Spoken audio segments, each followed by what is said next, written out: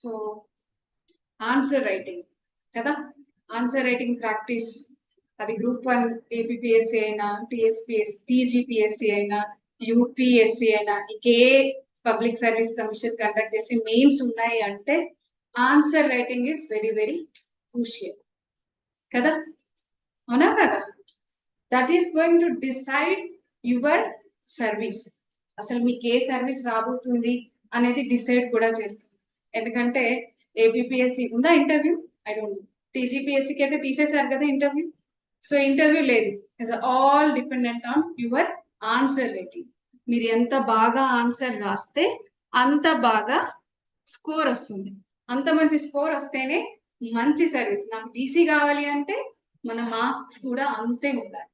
ఆ లెవెల్లో ఉన్నప్పుడే మీకు స్కోర్ ఎక్కువ వస్తుంది. అప్పుడు మీకు కావాల్సిన సర్వీస్ వస్తుంది. ఇంకా యూపీఎస్సి అంటారా, అక్కడ ఇంటర్వ్యూ అనేది మనకు తెలియదు, అది మన చేతిలో ఎక్కడి వరకు వెళ్తుందా. కానీ మనకు కొన్ని ఎగ్జాంపుల్స్ కూడా ఉన్నాయి. ఏంటంటే ఇంటర్వ్యూ స్కోర్ తక్కువగా వచ్చినా కూడా రిటర్న్ స్కోర్ తోటి టాప్ 1 ర్యాంక్ తెచ్చుకున్న వాళ్ళు కూడా ఉన్నారు. తెలుసా? హిస్టారికల్ గా జరిగిన పాస్ట్ ఇన్సిడెంట్స్ లో. సో అందుకని మెయిన్స్ ఆన్సర్ రైటింగ్ మీ చేతిలో ఉంది. ఇంటర్వ్యూస్ ఉంటే అది పక్క వాళ్ళ చేతిలో ఉంటుంది, ఆ సిచ్యువేషన్ డిపెండెంట్ అయి ఉంటుంది. కానీ కంప్లీట్ రెస్పాన్సిబిలిటీ కంట్రోల్ మీ చేతిలో ఉండేది ఏంటంటే ఆన్సర్ రైటింగ్. అవునా కదా? మీరు ఎంత బాగా ప్రాక్టీస్ చేస్తే అంత బాగా మీరు అక్కడ ప్రొడ్యూస్ చేయగలుగుతారు. ఎంత టాలెంట్ ఉన్నా పనికిరాదండి. It's all about hard work. అంటారు కదా, టాలెంట్ ఉంది నేను రాసేస్తాను, ఆన్సర్ రైటింగ్ మాత్రం అది పనికిరాదు. ఓకేనా? వినిపిస్తుందా అండి? Online is it? సో అందుకోసమే ఒక మంచి కోట్. ఓకే, ఏంటంటే ఆ కోట్ చెప్పండి. కోట్స్ మనకి హ్యాండీ ఉండాలండి. Answer best mains answer writing అసలు రావాలి అంటే కొన్ని కోట్స్ కూడా మన చేతిలో ఉండాలి. ఇక్కడ పడితే అక్కడ చల్లుకోవడానికి. సార్ ఏం చెప్పారు ఇంతకు ముందే, కుకింగ్ అన్నారు కదా. సో కుకింగ్ లో మనకి నచ్చిన కొన్ని ఇంగ్రీడియంట్స్ యాడ్ చేస్తే మంచి అరోమా వస్తుంది. అవునా కదా? టేస్ట్ కూడా సూపర్ గా మారుతూ ఉంటుంది. అలాగే కోట్స్ అనేవి కూడా అలాంటి ఇంగ్రీడియంట్ అనమాట. మీరు ఎక్కడైనా చల్లారనుకో ఇంట్రొడక్షన్ లో, అబ్బా భలే ఇంట్రొడక్షన్ ఇచ్చారు అనుకుంటారు, అంతే కదా? సో అలా కొన్ని కోట్స్ కూడా మనకి కావాల్సి వస్తుంది. సో రిమెంబర్, చాలా వాళ్ళకి ఉంటది, నాకు వస్తుందా, నా బ్యాక్గ్రౌండ్ ఏదో చాలా పూర్ బ్యాక్గ్రౌండ్, నేను చదివిన కాలేజ్ ఇలాంటిది, నేను చదివిన ఎడ్యుకేషనల్ ఇన్స్టిట్యూషన్ ఇలాంటిది, అసలు నా వల్ల అవుతుందా, ఇట్స్ ఓన్లీ ఫర్ ఎలైటెడ్, ఇలాంటి చాలా మిత్స్ మన చాలా మందికి ఉంటాయి. కానీ ఆ మిత్స్ అన్నిటిని బ్రేక్ చేసి ఇది ఒక మంచి quote, hard work beats talent when talent does not work hard. అర్థమవుతుందా? సో మీకు మీరు ప్రిపరేషన్ చేయాలని ముందుకు వచ్చినప్పుడే యూ హ్యావ్ సమ్ పాజిటివ్ కదా, ఆప్టమిస్టిక్ గా నేను అవుతాను అని ఎక్కడో లోపల మీరు చెప్తుంది, అరే మన వల్ల అయిపోతుంది, ఏం కాదు మనం వర్కౌట్ చేద్దాం. కానీ కొన్ని సిచ్యువేషన్స్ వల్ల ఏమవుతుందంటే, మనకున్న సర్కమ్స్టెన్సెస్ వల్ల కానీ, మనకున్న ఫ్రెండ్స్, మనకు వచ్చిన ఫ్రెండ్స్ బట్టి కూడా ఒక్కొక్కసారి మన లైఫ్ అనేది ఎక్కడికి వెళ్ళాలి అనేది కూడా డిసైడ్ అవుతుంది. ఒక్కరికి నెగిటివ్ థాట్ ఉన్నా కూడా మనం కొంచెం అంటే ఏమంటాం, డైలమాలకు వచ్చేస్తాం, మరి మన వల్ల అవుతుందా అని ఆ డౌట్స్ వస్తాయి. కానీ ఎప్పుడు మీరు గుర్తుపెట్టుకోవాల్సింది ఏంటంటే, ఎంత టాలెంట్ ఉన్నా హార్డ్ వర్క్ చేయకపోతే వాళ్ళు ఎక్కడికి ఎదగరు. మీకు టాలెంట్ లేకపోయినా కష్టపడి టాలెంట్ ని సంపాదించుకోవచ్చు. కాబట్టి ఇప్పటి వరకు ఎవరికి ఆన్సర్ రైటింగ్ ప్రాక్టీస్ చేయలేదు, నేను ఓన్లీ ప్రిలిమ్స్ మట్టికే చదివాను, ఇంకా మెయిన్స్ ఇప్పుడు 4 months ఉంది, చాలా మంచి టైం. ప్రతిరోజు ఎలా కన్ఫ్యూజ్ ఉండాలి తెలుసా, ఒక్క మినిట్ 5 minutes కూడా వేస్ట్ చేయదు. అంటే టైం ని మనం ఎంత రెస్పెక్ట్ ఇచ్చి మనం దాన్ని ఎంత మన ఫ్యూచర్ కోసం వర్కౌట్ చేస్తామో అంత విధిగా మనకి అవుట్కమ్ అనేది పాజిటివ్ గా వస్తుంది. మనం ఒక్కొక్కసారి కన్ఫ్యూజ్ ఫీల్ అవుతాం. మనకి ఇష్టమైన స్వీట్ అనుకోండి, ఎవరైనా అడిగితే నేనేమో అంటామా లేదా? సో ఇప్పుడు ఈ 4 months టైంలో కూడా మీరు ఆ టైం ఎవరైనా అడిగినా తీసుకుంటానంటే, ఓ లేదు నేను రాలేదు, మూవీకి వెళ్దాం రారా, బోర్ కొడుతుంది, రోజు అవుతున్నావు అంటారు. కొంతమంది ఏ షాపింగ్ వెళ్దాం రా అంటారు. సో ఏంటంటే we need to restrict our self. ఈ 4 months మనం ఎంత ఎఫెక్ట్ గా వాడుకొని మన ఫ్యూచర్ కోసం యూజ్ చేసుకుంటే అంతే మనం టాప్ లిస్ట్ లో తప్పకుండా ఉంటాం. సో ఎందుకు ఇవన్నీ చెప్తున్నానంటే, ఎస్ ఇది మనం ప్రిపరేషన్ కోసం ఒకసారి డిసైడ్ అయినప్పుడు మన మైండ్ సెట్ ఎలా ఉంది అనేది మన అవుట్కమ్ ని ఇస్తుందండి. మన మైండ్ సెట్ ని మనం ట్యూన్ చేసుకోలేదనుకోండి, ఆ టైం విచ్చలవిడిగా వెళ్ళిపోతుంది. ఇది చాలా మందికి ఇప్పుడు మనం ఎర్లీ మార్నింగ్ లేవాలి, 4 o'clock లేవాలి అని 1-10 సార్లు అనుకుంటే లేస్తాం. లేద్దాంలే అని అనుకుంటే అది ఎప్పటికీ జరగదు. ఈ రోజు మీరు ఈ సెషన్ అటెండ్ అవ్వాలని 1-2 సార్లు అనుకుని ఉంటారు. లేకపోతే మీకు సంకల్పం చాలా వీక్ గా ఉందంటే మీరు వచ్చేవాళ్ళు కూడా. So it's all about your mind set. Mind set ని కరెక్ట్ గా ట్యూన్ చేయండి. ఈ కరెక్ట్ గా ఉన్న ఈ 4 months మీద వర్కౌట్ చేయండి. టాపర్ తప్పకుండా అవుతుంది. ఓకేనా? So let's begin. So why do you need answer writing practice? అవసరమా ప్రాక్టీస్? డైరెక్ట్ గా చదువుకొని వెళ్ళేసి రాసేయచ్చు కదా. ఏమంటారండి ఆన్లైన్ వాళ్ళు? డైరెక్ట్ గా ఏంటి మేడం మీరు ఆన్సర్ రైటింగ్ ప్రాక్టీస్ అంటారు, కీవర్డ్స్ అంటారు, సెషన్స్ అంటారు, అసలు ఇదంతా ఏంటి, మేమంతా బాగా చదివేసుకుంటున్నాం, వెళ్ళి డైరెక్ట్ ఎగ్జామ్ రాసేస్తాం, మీ అవసరం అంటారా? ఏమంటారు? అవసరం అండి ఆన్లైన్? చెప్పండి, మీరు చెప్పండి. ఆన్సర్ రైటింగ్ ప్రాక్టీస్ అవసరం అంటారా? ఎందుకు? చాలా అవసరం. It's needed. ఎస్. ఎందుకండి? రీజన్ చెప్పాలి. ఎలా మీరు చదువుకుంటారు కదా, బోల్డ్ బుక్స్ ఉన్నాయి, బోల్డ్ మెటీరియల్ ఉన్నాయి, ఈ తొక్కలో మళ్ళీ ఈ ఆన్సర్ రైటింగ్ మీద ప్రాక్టీస్ అని, ఈ టెస్ట్ సిరీస్లు అని అవసరం అంటారా? అంటే మీ మనసులో ఒక డౌట్ ఉండాలి కదా. ఏముంది, చాలా మందికి ఉంటుంది, బుక్స్ ఉన్నాయి చదివేసుకుంటాను, ఆన్సర్ ఏముంది, మోడల్ ఆన్సర్స్ కూడా బోలెడు దొరుకుతాయి, మగర్ చేద్దాం, రాద్దాం, పడేద్దాం, అయిపోతుంది కదా. So simple thing. Still do you need answer writing practice? Okay, ఇక్కడ చెప్తున్నారు our presentation is writing on అంటే wait, writing only. Okay, time management, writing practice. Without practice we can't write. Okay, online వాళ్ళే చెప్తారా, మీరేం చెప్పరా? చెప్పనా? It's good name Hema. చెప్పు Hema,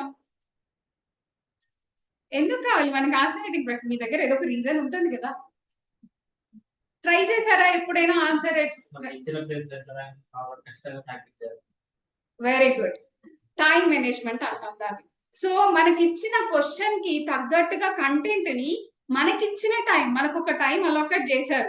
civil services కి అయితే ఇంకా టఫ్ ఉంటది పాపం, వాళ్ళకైతే ఇంకా తక్కువ టైంలో రాయాలి. మనకు కొంచెం వీళ్ళేంటి స్టేట్ అని చెప్పేసి ఏమో 12 minutes ఇచ్చారు, అంతేనా? ఎంత ఇచ్చారు? క్యాలిక్యులేషన్ చేశారా ఎప్పుడైనా? మనకి ఇచ్చిన 10 మార్కుల క్వశ్చన్లకి అయితే ఎంత, ఈ సివిల్స్ వాళ్ళకి ఎంత, మీకు 15 కూడా ఉంటుంది. సివిల్స్ వాళ్ళకైతే 15 కూడా ఉంటుంది. ఎవరున్నారు సివిల్స్ వాళ్ళు? 15 కూడా ఉంటుంది వాళ్ళకి. సో గ్రూప్ 1 కి అయితే మనకు అన్ని క్వశ్చన్స్ పాపం సమానంగానే ఇచ్చారు ప్రెసెంట్. అలా అని మళ్ళీ డేటా ఇంటర్ప్రిటేషన్ దగ్గర మళ్ళీ వేరే ఇచ్చారు, తెలుసా? డేటా ఇంటర్ప్రిటేషన్ లో క్వశ్చన్ ప్యాటర్న్ ఇలా మనకు 5 క్వశ్చన్లు ఏమి ఇవ్వరు, తెలుసా? 30 క్వశ్చన్స్ ఇస్తారు, 25 అటెంప్ట్ చేయాలి. 25 into 2 అంటే 50 మార్క్స్ అన్నమాట. అది అలా ఉంది ప్యాటర్న్. సో మరి మనకి ఇచ్చిన టైంలోనే మనం అది రాయాలి అంటే ప్రాక్టీస్ అయితే అవసరం. టైం మేనేజ్మెంట్ కోసం అయితే రాయొచ్చు. ఓకే, ఇంకా ఓన్లీ టైం మేనేజ్మెంట్ అయినా డీల్ చేసేది? ఇంకా చెప్పాలి. సో కావాలి, ఎందుకు? టైం మేనేజ్మెంట్ ఒకటి కావాలి. ఇంకా ఇంకెందుకండి? ఇంకెందుకు?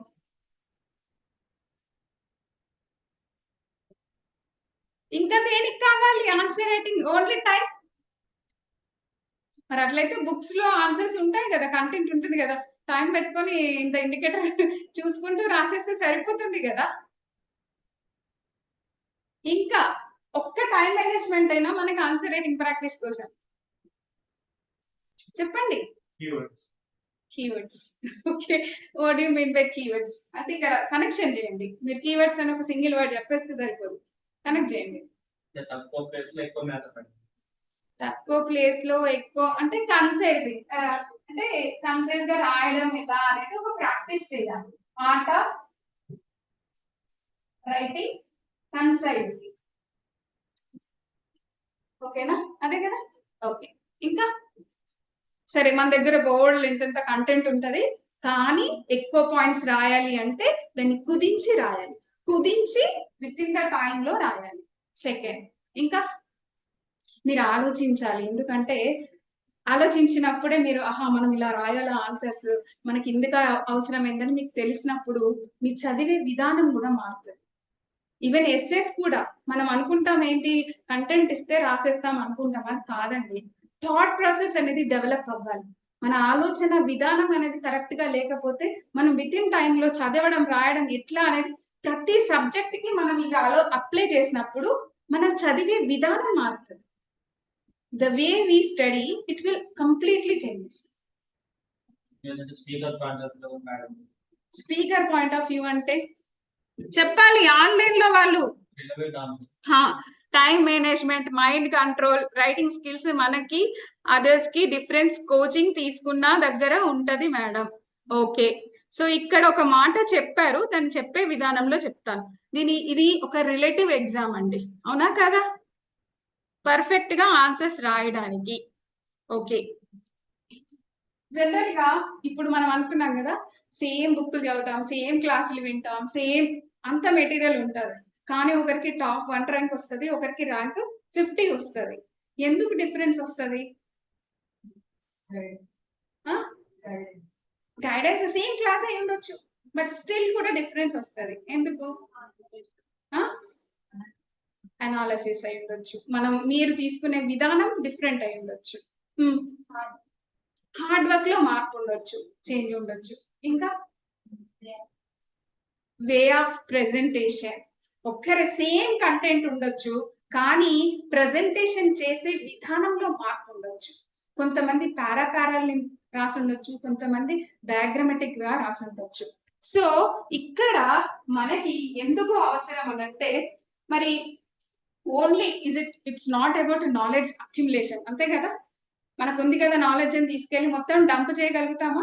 ప్రజెంటేషన్ చేసేటప్పుడు ఏదొచ్చిందో నాకు తెలిసినంత రాస్తానంటే కుదరదు. కానీ ఇక్కడ మనం చేయాల్సింది ఏంటంటే, మనం అప్లై చేయాల్సి వస్తుంది. ఇక్కడ మనం ఏ విధంగా మనకు వచ్చిన కంటెంట్ ని అప్లై చేసే విధానం బట్టి ఉంటుంది. ఇది ఎలా పాసిబుల్ అవుతుంది అనే దాని గురించి మనం తర్వాత మాట్లాడుకుందాం. అయితే ఇప్పుడు ఒకరి నుంచి ఇంకొకరికి మనం డిఫరెంట్ అంటే రిలేటివ్ ఎగ్జామే కదా, same answer same question, first examiner దిద్దారు, తనేమో చాలా డయాగ్రామ్స్ వేసి మంచిగా నీట్ గా పాయింట్ వైజ్ గా రాశారు. తర్వాత వచ్చేసరికి అందులో డయాగ్రామ్స్ లేవు, అందులో ఎలాంటి పాయింట్ వైజ్ గా ప్రెజెంటేషన్ లేదు. చూసినప్పుడు అనిపిస్తుంది అబ్బా ముందున్న వాళ్ళు బాగా రాశారు, వాళ్ళకి 5 వేసారా, వీళ్ళకి 4 వేస్తారు, 1 మార్క్ తగ్గిందా? అలాంటి అన్ని క్వశ్చన్స్ ఇంపాక్ట్ అయితే 15 క్వశ్చన్లకి 15 మార్కులు తగ్గినా. సో ప్రెజెంటేషన్ అనేది చాలా ఇంపార్టెంట్. సో ఇక్కడ మనకి ప్రెజెంటేషన్ స్కిల్స్ అంటే ఇక్కడ ఏమేమి ఉంటది, మన కంటెంట్ ని మనం చాలా ఎఫెక్టివ్ గా ఎక్స్ప్రెస్ చేయగలగాలి. అండ్ ఒకటి, ఇది టైం విత్ ఇన్ మనకి ఇచ్చిన టైంలోనే చేయగలగాలి. నేను చాలా బాగా రాస్తాను మేడం, 15 క్వశ్చన్లు ఎందుకులే, ఓన్లీ ఒక 10-12 క్వశ్చన్స్ అడ్రస్ చేస్తా కానీ సూపర్ గా రాస్తా అన్నారు అనుకోండి, నాకు సెట్ అవుతుందంటారా? అవుతుందా? టాప్ ర్యాంక్ వస్తుందా? 10 ఓన్లీ 12 రాస్తాను కానీ సూపర్ గా రాస్తాను, నేను టాపర్ అయిపోతాను అని అనుకున్నారనుకోండి, అది కూడా ఒక రకమైన అజంప్షన్, రాంగ్ అజంప్షన్. ఎందుకంటే ఒకవేళ ఫర్ ఎగ్జాంపుల్ మీరు 12 క్వశ్చన్స్ రాస్తారు, సూపర్ గా రాసండి, మీకు తెలుసా సూపర్ గా రాసామంటే 10 కి ఎన్ని మార్కులు వేస్తారు చెప్పండి? ఒకవేళ మీరు 10 సూపర్ గా రాసామండి మాకు మస్తు మార్క్స్ వేస్తారంటే మాక్సిమం ఎన్ని వేస్తారండి? యూపీఎస్సీలో ఎన్ని వేయచ్చు అంటే టీజీపీఎస్సీ ఇప్పటి వరకు మనకి ఇక్కడ కండక్ట్ చేయలేదు కాబట్టి ఇలా వేస్తారు అని పలానా అని చెప్తాం. మనం యూపీఎస్సీ నుంచి రిలేటివ్ గా టీజీపీఎస్సీ కూడా అప్లై చేద్దాం. సో ఎన్ని వేస్తారు మార్కులు? సూపర్ గా రాస్తే 5. అంటే ఎప్పుడు కూడా హాఫ్ కంటే ఎక్కువగా వేయరండి ఎవ్వరు కూడా. ఒకవేళ వేస్తే మాక్సిమం ఒక 6 అలా ఉండొచ్చు. సో ఒకవేళ మనం 12 into 6 అనుకున్నా కూడా 72 మార్క్స్ వస్తాయి. కానీ మీరు 15 క్వశ్చన్స్ రాశారు, ఆన్ అండ్ యావరేజ్ అంటే ఇప్పుడు 6 బెస్ట్ అంటే దాని తర్వాత 5 కదా, 75 మార్క్స్. అంటే ఇక్కడ 3 మార్క్స్ ఎడ్జ్ అండి.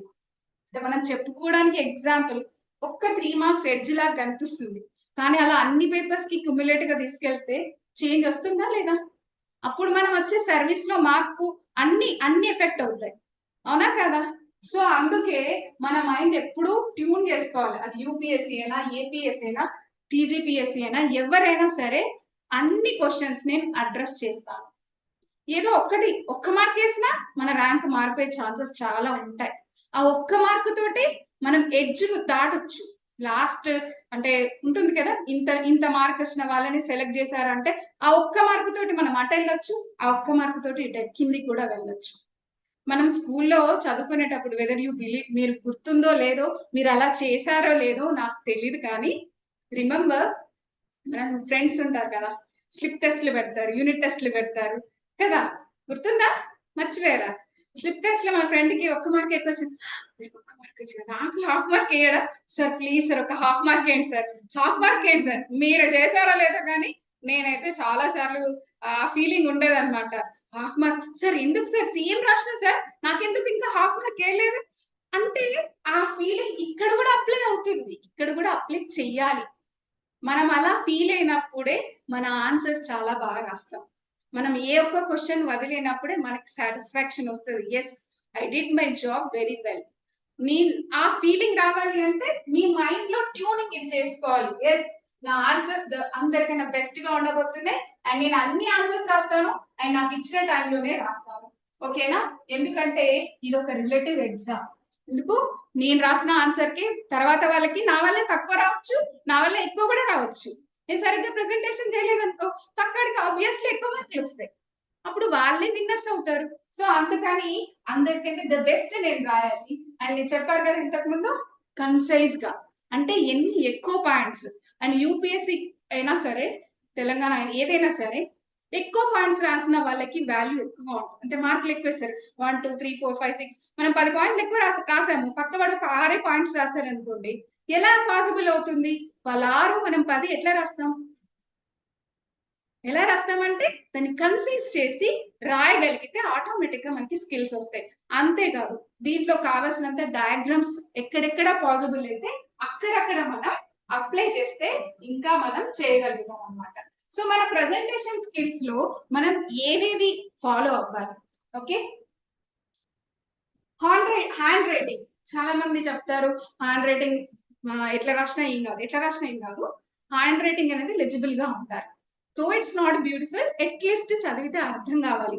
బి కి, ఎఫ్ కి, ఎస్ కి అట్లా చేంజ్ కొంతమంది రాస్తారు, నిజంగా చాలా కష్టం అవుతుంది రీడౌట్ చేయడానికి. అలా రాకుండా అది లెజిబుల్ గా ఉండాలి అండ్ నీట్ గా ఉండాలండి. నీట్ గా అంటే చిన్నపిల్లలు రాసినట్టు రాస్తారు ఏదైనా. ఫర్ ఎగ్జాంపుల్ ఏదైనా రాశారు అనుకోండి, సంథింగ్ రాశారు, ఇలా ఇలా కొట్టేస్తారు. ప్లీజ్ అట్లాంటివి చేయకండి. ఎందుకంటే మీరు సింపుల్ గా ఇప్పుడు మామూలుగా విజయనగరం అని రాశారు, అక్కడ రాయకూడదు సంథింగ్, చిన్న సింపుల్ గా లైన్ కొట్టేయండి అండ్ మాక్సిమం అవాయిడ్ చేయండి. మీరు ఎక్కువ ప్రాక్టీస్ చేశారు, మీరు చదువుతున్నప్పుడే మీరు రఫ్ పేపర్ లో తీసుకొని రాసుకోవాలి. ఎంత బాగా రాస్తే అంత బాగా రైటింగ్ ప్రాక్టీస్ అలవాటు అవుతుంది, అప్పుడు కొట్టివేతలు మానేస్తారు. సో మీరు రాసే ఆన్సర్ హ్యాండ్ రైటింగ్ లెజిబుల్ గా ఉండాలి, అసలు నీట్నెస్ కూడా మెయింటైన్ చేయాలి. చాలా మంది కొట్టివేతలు ఎక్కువ ఉంటాయి, ఆ కొట్టివేతలు అవాయిడ్ చేయండి, ప్రాక్టీస్ పెంచండి రఫ్ గా. Next spelling mistakes. ఏంటి మేడం స్పెల్లింగ్ మిస్టేక్స్ కూడా మేము చేస్తాం అనుకుంటున్నారా?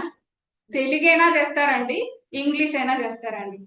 విద్య విద్య అంటే దాకు జటకుంటదా, భరోసాకి జటకుంటదా? అంటే తెలుగు మీడియం వాళ్ళలో ఇలాంటి మిస్టేక్స్ మేము చాలా సార్లు చూసాం. అలాగే ఇంగ్లీష్ మీడియంలో కూడా అంతేనండి, చాలా చాలా సిల్లీ మిస్టేక్స్ ఉంటాయి. అవిటిని చూసినప్పుడు దిద్దే వాళ్ళకి చాలా చిరాకు వస్తుంది. ఆబ్వియస్లీ మీకు తెలుసో తెలీదో ప్రతి దానికి ఉంటది, ఒకవేళ స్పెల్లింగ్ మిస్టేక్స్ ఉంటే కూడా ఇంత మార్క్స్ కట్ చేయమని కూడా ఉంటుంది. ఎస్ఏలోకి అయితే ఇంకా స్పెసిఫిక్ ఉంటది, whether you believe it or not. ఎస్ఏలో అయితే ఇంకా స్పెల్లింగ్ మిస్టేక్స్ కంటూ ఇన్ని మార్క్స్ అని కూడా అలాకేట్ చేస్తారు.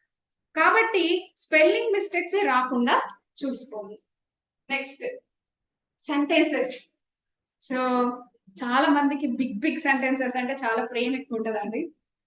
అక్కడ నుంచి మొదలు పెడతారు, కాశీ పైన ఉందా, కాశీ నుంచి కన్యాకుమారి వరకు అది ఎండ అవదు పెట్టదు. తీరా చూస్తే అందులో పాపం మరి అంత పెద్ద సెంటెన్స్ రాస్తున్నప్పుడు ఒక్కొక్కసారి మిస్టేక్స్ అయిపోతూ ఉంటాయి, దాని మీనింగ్ కూడా మారిపోతూ ఉంటది. మనం అది ఎస్సే అయినా ఒకవేళ మామూలుగా జనరల్ ఆన్సర్స్ అయినా స్మాల్ సెంటెన్సెస్ నే ప్రిఫర్ చేయాలి. అప్పుడు ఏమవుతుంది అంటే గ్రామటికల్ గా మన మిస్టేక్స్ ఉన్నా కూడా అవి అవాయిడ్ అవుతాయి. ఓకేనా? అలాగే మనం మీనింగ్ కూడా మారిపోతుంది. బిగ్ బిగ్ సెంటెన్సెస్ చాలా మందికి అనిపిస్తుంది, నేను ఇక్కడ బిగ్ సెంటెన్సెస్ రాసిన, నేను ఎప్పుడు చిన్నగా రాసిన అనిపిస్తుంది. మనం రాసి పెన్ను పెట్టినప్పుడు ఫ్లో బాగా అనిపిస్తుంది పాపం రాసేటప్పుడు. దాంతో ఏం చేస్తారంటే పెద్దగానే వెళ్తుంది, కానీ దాన్ని మనం కంట్రోల్ చేసుకొని లేదు ఇక్కడికే కట్ చేద్దాం అని అక్కడికి కట్ చేయాలి. ఓకేనా? ఆన్లైన్ ఫాలో అవుతున్నారా? చాలా కష్టపడి 5 వేస్తారు. అవును అవును కరెక్టే. 50%. ఎందుకంటే మనం చూస్తాం కదా యూపీఎస్సీలో టాపర్ కి ఎంత స్కోర్ వస్తుందండి? 20-25 హోల్ స్కోర్ కి హార్డ్లీ ఎంత వస్తుంది? 1000+ వస్తుంది. అంతేనా? అంటే 50% వేస్తారు. సో మనకి కూడా ఇక్కడ వాళ్ళు అక్కడిని ఫాలో అవ్వాలని చూస్తారు కాబట్టి ఇక్కడ కూడా మనకి 50% కంటే పెద్దగా ఏం వెయ్యరు. ఒకవేళ మిమ్మల్ని కరెక్షన్ చేసి ఫీడ్బ్యాక్ ఇచ్చే వాళ్ళు మీకు 7లు 8లు వేస్తుండంటే అది మీరు జాగ్రత్త పడాలి. వీళ్ళు ఇంది 8 మార్క్స్ ఇస్తున్నారు, ఇది ఎంతవరకు ఆ ఎవాల్యుయేషన్ కరెక్ట్ అనేది కూడా చెక్ చేసుకోవాలి. నేనైతే హార్డ్లీ నేను చాలా కన్ఫ్యూజింగ్ అండి. ఎప్పుడైనా కరెక్షన్ చేయమని పిల్లలు నా దగ్గరికి వస్తే మాత్రం 5 వేసిన ఎప్పుడు వెళ్ళలేదు. 3-4 ఎందుకంటే ఇంకా బెస్ట్ రాయాలన్న ఫీలింగ్ వస్తుంది. అండ్ 5 ఇస్తే హెడ్జ్ అని ముందే చెప్తాం కాబట్టి they try to put more effort. ఓకేనా? సో యా, సో అందుకని స్మాల్ సెంటెన్సెస్ ఉండాలి. అండర్లైన్. సో యూపీఎస్సీ వాళ్ళకైతే ఎలాంటి రిస్ట్రిక్షన్స్ అయితే లేవు, మంచిగా వాళ్ళు జార్గన్ అండర్లైన్ చేసుకోవచ్చు. బట్ ఏపీఎస్సీ వాళ్ళకైతే వాళ్ళకి చెప్తారు మీరు ఎలాంటి అండర్లైన్స్ చేయొద్దు అని. మనకి తెలంగాణ వాళ్ళకి ఇప్పటి ఏం మెన్షన్ చేయలేదు. అంతకు ముందు పెట్టిన ఎగ్జామ్ లో కూడా ఒకసారి 2016లో పెట్టినప్పుడు కూడా మనకి ఏం కండిషన్స్ ఇవ్వలేదు కదా, గుర్తుందండి? లేదు. అప్పుడేం ఇవ్వలేదండి కండిషన్స్. సో మనకి అసలు లిబర్టీ ఉంది కాబట్టి అంటే సేఫ్ సైడ్ ఇచ్చే వరకు మనం రిస్ట్రిక్షన్స్ ఇచ్చే వరకు ఏం చేద్దాం, ఒకవేళ చేయొచ్చు అండర్లైన్ వద్దా అంటే బేసికల్ గా అయితే మనం కండిషన్ ఏం పెట్టలేదు కాబట్టి యాజ్ ఆఫ్ నో మీరు అండర్లైన్ చేస్తే సమస్య ఏం లేదు.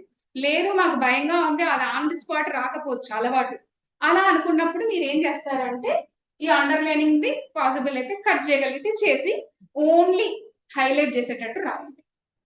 ఓకేనా? సో అది బుల్లెటింగ్. ఇది ఇక్కడ బుల్లెటింగ్ ఏంటి అంటే ఎందుకు ఇలా సేమ్ స్టైల్ అంటే ఆన్సర్ రాస్తారు. ఫర్ ఎగ్జాంపుల్ బయో బయోడైవర్సిటీ ఉంది అనుకోండి, ఎందుకు లాస్ అవుతుంది అని ఒక క్వశ్చన్ ఉంది. ఓకే, ఇంకా ఎందుకంటే బయోడైవర్సిటీ ఎందుకు లాస్ అవుతుందని ఈ మధ్య క్లైమేట్ చేంజ్. ఓకే, నెక్స్ట్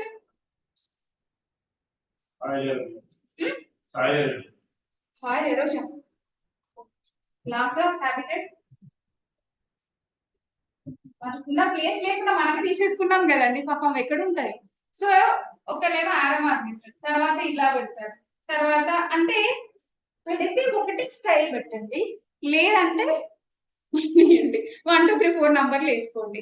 చాలా మంది ఏం చేస్తారంటే తెలియకుండా పాపం వాళ్ళకి కావాలని చెయ్యరు, బట్ ఒక్కొక్కసారి ఏమవుతుందంటే ఆ మోనోటానస్ ని తీసేసి ఇష్టం వచ్చినప్పుడు ఒకసారి ఆరో వేస్తారు, ఒకసారి డాట్ పెడతారు. అలా కాకుండా మీరు ఏ స్టైల్ వాడితే ఆ స్టైల్ ని కంటిన్యూ చేయండి. మాక్సిమం మనం గ్రూప్ 1 కి అయితే సజెస్ట్ చేసేది బెటర్ యూస్ నంబర్స్ 1 2 3 4 5 ఆరో. అది కూడా మళ్ళీ ఒకసారి ఇలా ఇచ్చి మళ్ళీ ఒకసారి ఇలా మళ్ళీ ఒకసారి ఇలా కూడా చేయొద్దండి. మీరు రోమన్ నంబర్ వాడితే రోమన్ నంబరే వాడండి అన్నింటికి. ఓకేనా? లేదు మామూలుగా నంబర్స్ వాడతామంటే ఇలా ఇలా వాడండి. ఓకేనా? ఇవన్నీ చూడడానికి ఏముంది అనిపిస్తుంది అండి, కానీ రాసేటప్పుడు మాత్రం. సో డయాగ్రామ్స్, ఫ్లో చార్ట్స్ అందరూ వేయొచ్చండి, ఎవరికి ఏ రిస్ట్రిక్షన్ లేదు. అందరూ ఈ డయాగ్రామ్స్ ని ఫ్లో చార్ట్స్ ని అలవాటు చేసుకోవాలి. పెన్ అండ్ కలర్స్, నేను రెడ్ కాను, బ్లూ, బ్లాక్, రెడ్. మీకు విషయం తెలుసా, మనకున్న టైంకి కలర్స్ మార్చేంత ఓపిక కానీ టైం కానీ ఉండదు. ఒకటే కలర్ వాడండి, ఆ వాడిన వాటికి పర్ఫెక్ట్ గా యూస్ చేసుకోండి. పారాస్, ఒకవేళ పారాస్ లో మీరు రాయాలి అని అనుకుంటే మాత్రం అక్కడ కూడా మనం ఏం పారా ఫాలో అవ్వాలండి, small paras. Okay, so language చాలా ఫ్లవరీ లాంగ్వేజ్ ఉండాలి. నేను సెంట్ ఆన్స్ లో క్రిస్టియన్ కాలేజ్ లో చదివినారు, వాళ్ళు అట్లా చదువుతా, లేదా నేను గ్రాంధికంలో రాస్తా, అట్లా రాస్తే మార్కులు పడతాయి, ఫ్లవరీ లాంగ్వేజ్ అట్లా ఏమి వద్దు. సింపుల్ లాంగ్వేజ్ వాడండి అందులో, కాకపోతే గ్రామటికల్ మిస్టేక్స్ లేకుండా చూసుకోండి. చాలా మంది గ్రామటికల్ మిస్టేక్స్ ఉంటాయి కానీ ఫ్లవరీ లాంగ్వేజ్ వాడడానికి ట్రై చేస్తారు, దానివల్ల మనకు వచ్చే లాభం ఏం లేదు. అర్థమవుతుందా? సో ఇవి మీరు ప్రెజెంటేషన్ చేసేటప్పుడు జస్ట్ మినిమం బేసిక్ థింగ్స్ అన్నమాట. అసలు హ్యాండ్ రైటింగ్ కొంతమందికి లెజిబిలిటీగా లేకపోతే కూడా ఇప్పుడు కూడా ప్రాక్టీస్ చేస్తారు. నెక్స్ట్ సివిల్స్ టైం ఎక్కువ ఉన్న వాళ్ళైతే కొంచెం మీరు రాసేటప్పుడు కూడా జాగ్రత్తగా ఉండండి. కొన్ని లెటర్స్ మిక్స్ అయిపోతూ ఉంటాయి, చూసుకోండి నీట్ గా వస్తుందా లేదా. స్పెల్లింగ్ మిస్టేక్స్ అవుతుంటే ఏ పదాలని ఎక్కువ తప్పులు చేస్తున్నామో ఆ పదాలని కావాలంటే ఒకటికి 5 సార్లు కంపోజిషన్ రాసేవాళ్ళం కదా స్కూల్లో ఉన్నప్పుడు. అలాగే రాసుకున్నా ఇంకా మిస్టేక్స్ అనేవి రావు. ఇంకా సెంటెన్సెస్ ఎప్పుడు కూడా స్మాల్ గా ఉండాలి, పారా స్మాల్ గా ఉండాలి. ఏది వాడినా బుల్లెటింగ్ ఒకటే స్టైల్ వాడండి. ఓకేనా? సో ఆన్లైన్ ఫాలో అవుతున్నారమ్మా? ఫాలో అవుతున్నారా? వెళ్తుందా? మరి డయాగ్రామ్స్ అండ్ ఫ్లో చార్ట్స్ ఎందుకు అవసరం అంటే మన టైం ని చాలా మందికి సేవ్ చేస్తుంది. ఫర్ ఎగ్జాంపుల్ ఒకటి చెప్తానండి. ఇప్పుడు ఉమెన్ ఎంపవర్మెంట్ నారీ శక్తి బిల్ అని వచ్చింది. సో నారీ శక్తి బిల్ వల్ల నిజంగానే ఉమెన్ ఎంపవర్మెంట్ జరుగుతుందా అని ఒక క్వశ్చన్ ఇచ్చారనుకోండి. అప్పుడు మనం ఏం చేస్తాము? ఆ బిల్లు వల్ల వచ్చే పాజిటివ్స్ ఏంటి, నెగిటివ్స్ ఏంటనే కదా రాస్తాము. కానీ ఫ్యూచర్స్ రాస్తామా? ఫీచర్స్. నారీ శక్తి బిల్ అనేది is the first step for women empowerment or political women empowerment. Something ఇలా ఇచ్చారు, డిస్కస్ ఇలా ఇచ్చారు. సో జనరల్ గా ఏమొస్తారంటే అవును, ఎస్, కానీ ఇష్యూస్ ఉన్నాయి అని ఎస్ అని చెప్పేసి ఇక్కడ 1 2 3 4 5 పాయింట్స్ రాస్తారు. మళ్ళీ సమస్యలు ఉన్నాయని చెప్పేసి ఒక పాయింట్స్ రాస్తారు, కంక్లూజన్ చేస్తారు. కానీ అసలు ఈ బిల్లులో ఏముంది, ఫ్యూచర్స్ అని రాయడానికి టైం ఉంటుందా? అలాంటప్పుడు ఏం చేయాలంటే డయాగ్రామ్ వేయాలండి. అంటే అసలు మెయిన్ గా crux of the features of the Nari Shakti bill అని చెప్పేసి ఇలా ఇలా ఇలా కన్సైజ్ గా ఎంత పర్సెంటేజ్ ఇచ్చారండి? 33 ఇంత ఇచ్చారు. ఎప్పటి నుంచి అంటే 2010 అంటే ఎప్పుడు? నెక్స్ట్ 2029 నెక్స్ట్ ఎలక్షన్స్ ఎప్పుడండి? 29. సో అలా ఇస్తారు. ఇంకా ఇక్కడ ఇంకేమైనా ఫ్యూచర్స్ ఉంటే ఇలా ఫాస్ట్ గా మీరు ఈ ఫ్యూచర్స్ అని బట్టి ఒక 4 పాయింట్లు రాసి ఈ వీటి వల్ల ఎస్ ఎంపవర్మెంట్ జరుగుతుందని అప్పుడు డీటెయిల్ గా పాయింట్స్ రాయండి. కానీ ఇష్యూస్ ఉన్నాయని చెప్పేసి మళ్ళీ వీటిని పాయింట్స్ రాసి వే ఫార్వర్డ్ కొంచెం ఒక లేదు ఇది ఒక ముందు స్టెప్ అని చెప్పేసి కంక్లూజన్ చేయాలి. అయితే ఇక్కడ ఏమవుతుందంటే ఇలాంటి క్వశ్చన్స్ వచ్చినప్పుడు మనం మెయిన్ ఫోకస్ ఏంటి? ఎస్ చేస్తుంది కానీ కొంచెం ప్రాబ్లమ్స్ ఉన్నాయి అనే మెయిన్ క్రక్స్ ఆన్సర్. కానీ దానికన్నా ముందు మనం వాల్యూ అడిషన్ ఏం రాయాలనుకుంటున్నాం? ఫీచర్స్ రాయాలనుకుంటున్నాం. ఆ ఫీచర్స్ రాయాలంటే మొత్తం పాయింట్ వైజ్ గా రాసామనుకోండి, it will kill our time. మన టైం తినేస్తుంది కదా. అందుకని మనం ఏం చేయాలంటే డయాగ్రామ్స్, ఫ్లో చార్ట్స్ అలాంటివి కనుక వేస్తే మన టైం సేవ్ అవుతుంది, మనం అందరికంటే ఎక్కువ పాయింట్లు కూడా రాస్తాం. అర్థమవుతుందా అండి? ఫాలో అవుతున్నారా? ఓకేనా? సో అందుకే డయాగ్రామ్స్, ఫ్లో చార్ట్స్ అనేవి వేయాలి. And it's breaks monotone. అంటే ఏంటి? మనం 15 క్వశ్చన్లు 15 ఆన్సర్లు రాస్తాం, అన్నింటికి ఒకటే స్టైల్. క్వశ్చన్ హెడ్డింగ్ పెట్ట, పాయింట్స్ 1 2 3 అనా, మళ్ళీ ఇష్యూస్ అనా, 1 2 3 4 అనా, మళ్ళీ కంక్లూజన్. ఇలా 15 క్వశ్చన్లు 15 ఆన్సర్లు అదే స్టైల్లో చూసామనుకోండి, దిద్దే వాళ్ళకి ఒక రకమైన మోనోటోనస్ ఉంటుందా? అదే క్వశ్చన్లు అవే ఆన్సర్లు. కానీ ఒక పర్సన్ సడన్ గా ఒక పేపర్ వచ్చింది ఆయన దగ్గర ఇప్పుడు 28,000 పేపర్స్ అండి. యూపీఎస్సీలో అంటే హార్డ్లీ 15,000 పేపర్స్ కరెక్షన్ చేస్తారు. అండ్ దట్టు వాళ్ళకి ఎన్ని పేపర్స్ అండి? 4 or 5 అంతే కదా. మనకి 6 కదా, ఒక పేపర్ ఎక్కువే. ఆప్షన్లు అది వేరే, అదే ఆప్షన్ వేరే తీసేసుకోండి. జిఎస్ పాయింట్ ఆఫ్ చూసుకుందాం అంటే మన 28,000 అంటే వాళ్ళ డబల్ అండి. అండ్ మన 6 పేపర్లు. సో దిద్దే వాళ్ళు ఎంతమంది ఉంటారో నాకైతే తెలియదు, కానీ ఆ ఉన్న వాళ్ళైతే అంత లిమిటెడే ఉంటారు. సో దిద్దేటప్పుడు మన అన్ని మోనోటోనస్ గా ఇలాగే ఉన్నాయి ఆన్సర్. కానీ ఒకరు సడన్ గా ఒక బొమ్మేసి నీట్ గా ఒక ఆల్టర్నేట్ మంచిగా బొమ్మేశారు, ఒక ఆల్టర్నేటివ్ ఆన్సర్ రాస్తారు, ఒక ఆల్టర్నేట్ థియరీ పాయింట్ వైజ్ గా రాశారు, ఒక ఆల్టర్నేటివ్ బొమ్మేశారు. ఎంత ఫీలింగ్! ఎందుకంటే వాళ్ళకి కరెక్షన్ కూడా ఈజీ అవుతుందండి. When you are giving a diagrammatic ఇచ్చినప్పుడు మీరు క్రక్స్ పాయింట్ రాస్తారు కదా, ఇక్కడ మెయిన్ పాయింట్ రాస్తారు. ఇక్కడ యూ డోంట్ రైట్ అని డీటెయిల్ గా రాసి అంత చదువుకునేంత ఓపిక ఉండదు పాపం. అలాంటప్పుడు ఏమవుతుంది, మనం ఇట్లా ఒక క్వశ్చన్ అలా రాసి ఒక క్వశ్చన్ ఇలా డయాగ్రామాటిక్ గా రిప్రజెంటేషన్ చేసి రాస్తే అప్పుడు మనకి మార్క్స్ ఎక్కువగా పడతాయి. So it will breaks your monotony. కాబట్టి మీరు ఏం చేయాలి, మీరు ఎక్కడ పాసిబుల్ అయితే అక్కడ డయాగ్రామ్ వేద్దామా, మైండ్ లో అది తిరుగుతూ ఉండాలి. ఇదేంటి ఇది ఇప్పుడు ఏదో ఫర్ ఎగ్జాంపుల్ అగ్రికల్చర్ ఉందనుకోండి, అగ్రికల్చర్ రిలేటెడ్ ఒక స్కీమ్స్ గురించి ఏమేమి ఉన్నాయి, గవర్నమెంట్ స్కీమ్స్ ఇచ్చిందని అడిగారు అనుకోండి, ఇక్కడ ఏమైనా నేను డయాగ్రామ్ వేయొచ్చా, ఇన్పుట్ సైడ్ స్కీమ్స్ ఏంటి, ఎస్ డ్యూరింగ్ ద ప్రొడక్షన్ ఏంటి, అవుట్కమ్ అవుట్పుట్ ఇచ్చాడు, అంతే కదా. అలా సబ్ హెడింగ్ పెట్టేసి దీంట్లో నేను బొమ్మలు ఏమైనా వేయొచ్చా, దీంట్లో విడివిడిగా నేను ఫ్లో చార్ట్ లాగా వేయొచ్చా అని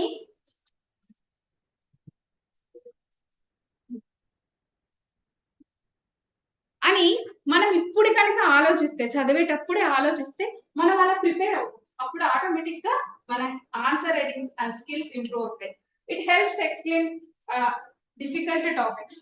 ఒక్కొక్కసారి చాలా difficult, for example A genetic engineering related అలాంటి టాపిక్స్ వచ్చినప్పుడు కూడా మనకు కొంచెం ఇబ్బందిగా అనిపిస్తుంది రాసేటప్పుడు కదా.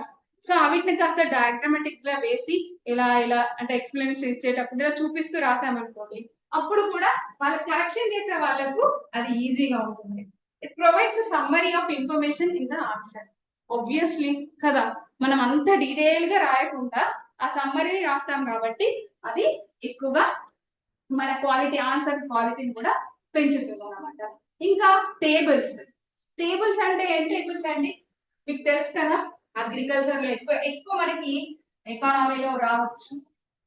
అవునా, వస్తాయండి, ఎకానమీ ట్రెండ్స్ అయినా వస్తాయి, అడుగుతారా, ఏమని అడుగుతారు, పావర్టీ ట్రెండ్స్. ఎకానమీలో ఏమడుగుతారండి, అగ్రికల్చర్. 2014 నుంచి మనకి మీరు చూసారు కదా సోషియో ఎకనామిక్ అవుట్లుక్ లో ఏమన్నా అంటే 2014 నుంచి 2023 వరకు ఇచ్చారంటే మనకి మెయిన్స్ క్వశ్చన్ వస్తుందని అర్థం. రేపు 2023 వరకు ఉన్న ట్రెండ్ ఏంటి అని అడుగుతారండి. లేదా ఇండస్ట్రియల్ సెక్టర్ తీసుకోండి, అందులో కూడా ట్రెండ్ ఏంటి అని అడగచ్చు. అలాగే సర్వీస్ సెక్టర్, ఏదైనా సరే ట్రెండ్. పావర్టీని ఎట్లా అడగచ్చు, చాలా రకాలుగా అడగచ్చు. అసలే గవర్నమెంట్ మన మల్టీ డైమెన్షనల్ పావర్టీ తగ్గిపోయిందని మన న్యూస్ లో ఉంది. మరి ఎల్పిజి రిఫార్మ్స్ వచ్చిన తర్వాత రాకముందుకు ఇప్పుడున్న పావర్టీ ఎంత వరకు తగ్గిపోయింది అని చెప్పేసి అడగచ్చు. సో ఇలా ట్రెండ్స్ ని అడగడానికి ఎక్కువ స్కోప్ ఉంది. మనకి ఎకానమీ సబ్జెక్ట్ లో ఎక్కువ అడుగుతారు ఇలాంటి క్వశ్చన్స్. అలా అడిగినప్పుడు మనం పక్కా టేబుల్స్ వేయాల్సి వస్తుంది. టేబుల్స్ వేసి డేటా, ఇంకా చెప్పాలంటే ట్యాంక్స్ ఎన్ని ఉన్నాయి అప్పటి నుంచి ఇప్పటి వరకు, మరి అదేదో ప్రోగ్రామ్ వచ్చింది, ఏం ప్రోగ్రామ్ అండి, ట్యాంక్స్ వాటర్ గురించి, మిషన్ కాకతీయ, మిషన్ భగీరథ. మరి వచ్చినప్పుడు అప్పటికి ఇప్పటికి ఏం ఎఫెక్ట్ అయింది ట్రెండ్స్ అని అడుగుతారు కదా. అప్పుడు మనం ఇవ్వాలి బాబుల లిస్ట్ ఎంత, అది ఇచ్చారండి ఏపీపీఎస్సీ లో ఇచ్చారు ఆల్రెడీ. ఇరిగేషన్ ఫెసిలిటీస్ అప్పటికి ఇప్పటికి ఎంత చేంజ్ అయింది అంటే, మరి అప్పుడు అసలే మళ్ళీ ఇండిపెండెన్స్ వచ్చింది, మనం విభజించి కొత్త రాష్ట్రం ఏర్పడిన తర్వాతకు ముందుకి తర్వాతకి తేడా చూపించాలి కదా. తేడా చూపించాలంటే క్వశ్చన్లు అలాగే అడుగుతారు కదా. అలా అడిగినప్పుడు మన ఆన్సర్ లో అదే డేటా చూపించాలి కదా. లేదు మిషన్ భాగీరథ వచ్చింది, కాకతీయ వచ్చిన తర్వాత చాలా ఇంప్రూవ్మెంట్ వచ్చింది, ఇంత పర్సెంటేజ్ చేంజ్ వచ్చింది, ఇంత పర్సెంటేజ్. సో అప్పుడు ఏం చేయాలి, ఇలా టేబుల్స్ వేయాలి. పాసిబుల్ అయితే మీకు తెలుసు కదా, ఇది ఏమంటారండి, పై చార్ట్. ఈ కుదిరితే పై చార్ట్ వేయాలి, లేదంటే లైన్ గ్రాఫ్స్ ఉంటాయి కదా, ఇలా 2019, 14, 18 ఇలా, లేదా మన ముందు నుంచే కాబట్టి 12, 14 అని వేసి ఇక్కడ ఫస్ట్ తక్కువ చూపించి తర్వాత ఇలా పెరుగుతుంది. ఇలాంటి వేయాల్సిందే లేదా, ఇలా వేస్తేనే మీకు మార్క్స్ ఎక్కువ వస్తాయి. ఇలా వేస్తేనే మీరు టాపర్ అవుతారు. ఎందుకంటే అందరు ఇలాగే రాస్తారు, నార్మల్ గా రాసే వాళ్ళకి మార్కులకి ఇలా రాసే వాళ్ళకి మార్కులకి తేడా ఉంటుంది, ఆబ్వియస్లీ ఉంటుంది. అసలు ఎకానమీ అన్నప్పుడు ఆ ఎకానమీ ఆన్సర్స్ రాసేటప్పుడు మనం ఇలాంటి ఫ్లో చార్ట్స్ కానీ, టేబుల్స్ కానీ, డేటా కానీ ఎవిడెన్స్ బేస్ గా చూపించకపోతే మనకి వచ్చే మార్క్స్ తక్కువ ఉంటాయి. అదే ఒక పర్సన్, మీ రిలేటివ్ ఆస్పిరెంట్ ఇలా వేశారనుకోండి, obviously they will get good score. అవునా కదా. అంటే ఇవన్నీ ఏంటి మేడం, మీరు చదివేటప్పుడు మీరు ఎకనామిక్ అవుట్లుక్, నేను అన్నాను ఆల్రెడీ, ఒకసారి వీడియో కూడా చేశాను మీకు తెలంగాణ గురించి ప్రీవియస్ క్వశ్చన్స్ అనాలిసిస్ అని చెప్పేసి, as per Telangana socio economic outlook అని ఇస్తారు అని, అలాగే ఇచ్చారు బాబు. యాజ్ పర్ ప్రొవిజనల్ ఎస్టిమేట్స్ అన్న అలాగే ఇచ్చారు బాబు. చాలా బాగా, అంటే మనం ఏది ఎక్స్పెక్ట్ చేసామో వాళ్ళు ఇచ్చిండ్రు. I felt very happy. అరే నేను మనం అనుకున్నట్టుగా అదే వొకాబులరీ, అది మన ఫిలిమ్స్ క్వశ్చన్స్ లో కూడా అలాగే ఇచ్చాము, అలాగే వచ్చాయి. సో ఏమవుతుందంటే ఎస్, ఇది కూడా అదే పాసిబుల్ అవుతుంది. ఎందుకంటే అలా ఇస్తేనే మనం అక్కడ నుంచి డేటాను తీసుకొని రాయడానికి మనకి సోర్స్ అర్థం అవుతుంది. లేకపోతే మనం ఏ సోర్స్ అని తీసుకుంటాం కంటెంట్ రాసేటప్పుడు. కాబట్టి మనం సోషల్ ఎకనామిక్ అవుట్లుక్ అయితే అవసరం ఉంటది, దాంట్లో ఉన్న డేటా మనకు అవసరం ఉంటది. అండ్ ఇంకొకటి ఫార్మర్స్, మనకి మన ఇండియాలో తీసుకున్నా, విత్ రెస్పెక్ట్ టు మన తెలంగాణలో తీసుకున్నా, ల్యాండ్ హోల్డింగ్ ప్యాటర్న్ కూడా ఉంటది కదా, ఎవరికి ఎంత పర్సంటేజ్ అని చెప్పేసి. అది ప్రిలిమ్స్ పాయింట్ ఆఫ్ వ్యూలో హెల్ప్ అయ్యేది. బట్ ఇక్కడ మెయిన్స్ లో కూడా ఎందుకు అగ్రికల్చర్ ఇంకా మనం డెవలప్ అవ్వలేకపోతున్నాం అంటే అలా ట్రెండ్స్ బేస్డ్ అడిగినప్పుడు కూడా అది వన్ ఆఫ్ ద పాయింట్ గా మనం రాయొచ్చు. ఇంకా ఫ్లో చార్ట్స్ ఎక్కడ వేస్తాం చెప్పండి, ఆలోచించాలి. మీరు సేపు మాట్లాడాను కదా, ఒక్కసారి మీరు ఆలోచించి ఫ్లో చార్ట్స్ అంటే తెలుసు కదా, మనం స్కూల్లో చేసి ఉండకపోవచ్చు, బట్ ఇంజనీరింగ్ చేసేటప్పుడు, డిగ్రీ చేసేటప్పుడు అయితే ఆబ్వియస్లీ ఫ్లో చార్ట్స్ వాడి ఉంటాం. మీరు చెప్పండి, ఫ్లో చార్ట్స్ ఎక్కడ వాడచ్చు?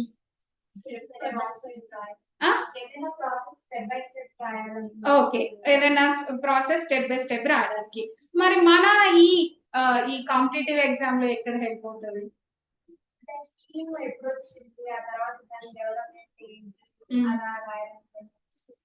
ఓకే, హిస్టరీ చెప్పొచ్చు, ఒకదాని తర్వాత ఒకదాని తర్వాత ఏది జరిగింది అన్నప్పుడు. ఫర్ ఎగ్జాంపుల్ ఇండియన్ ఒకటి క్వశ్చన్ ఉంటుంది మనకి, ఫ్రీడమ్ స్ట్రగుల్ గురించి రాయండి ఎప్పటి నుంచి అంటే ఈవెంట్ రాయండి అని చెప్పేసి, ఆంధ్రప్రదేశ్ నుంచి తెలంగాణ ఎప్పుడు విడిపోయింది, దాని ఈవెంట్స్ ఏవి కారణాలు అని చెప్పేసి కూడా ఒక క్వశ్చన్ ఉంటుంది, మెయిన్స్ క్వశ్చన్.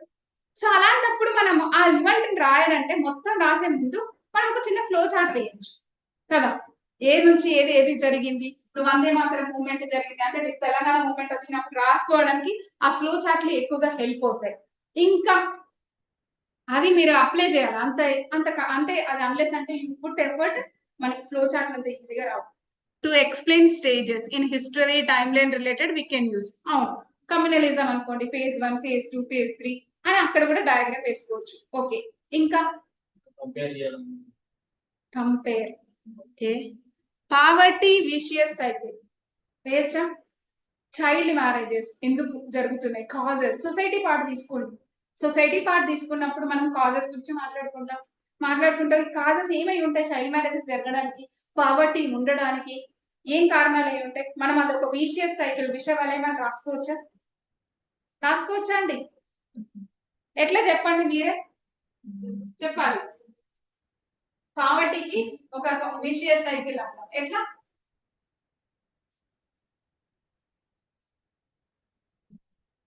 పావర్టీ ఉండడానికి ఒక విషియస్ సైకిల్ అంటామా, విషవలయం అంటాం కదా, అది ఎట్లా తీసుకురావాలి? మళ్ళీ తీసుకొస్తే మొత్తం వచ్చి మళ్ళీ పావర్టీ దగ్గరనే ఆగిపోతుంది.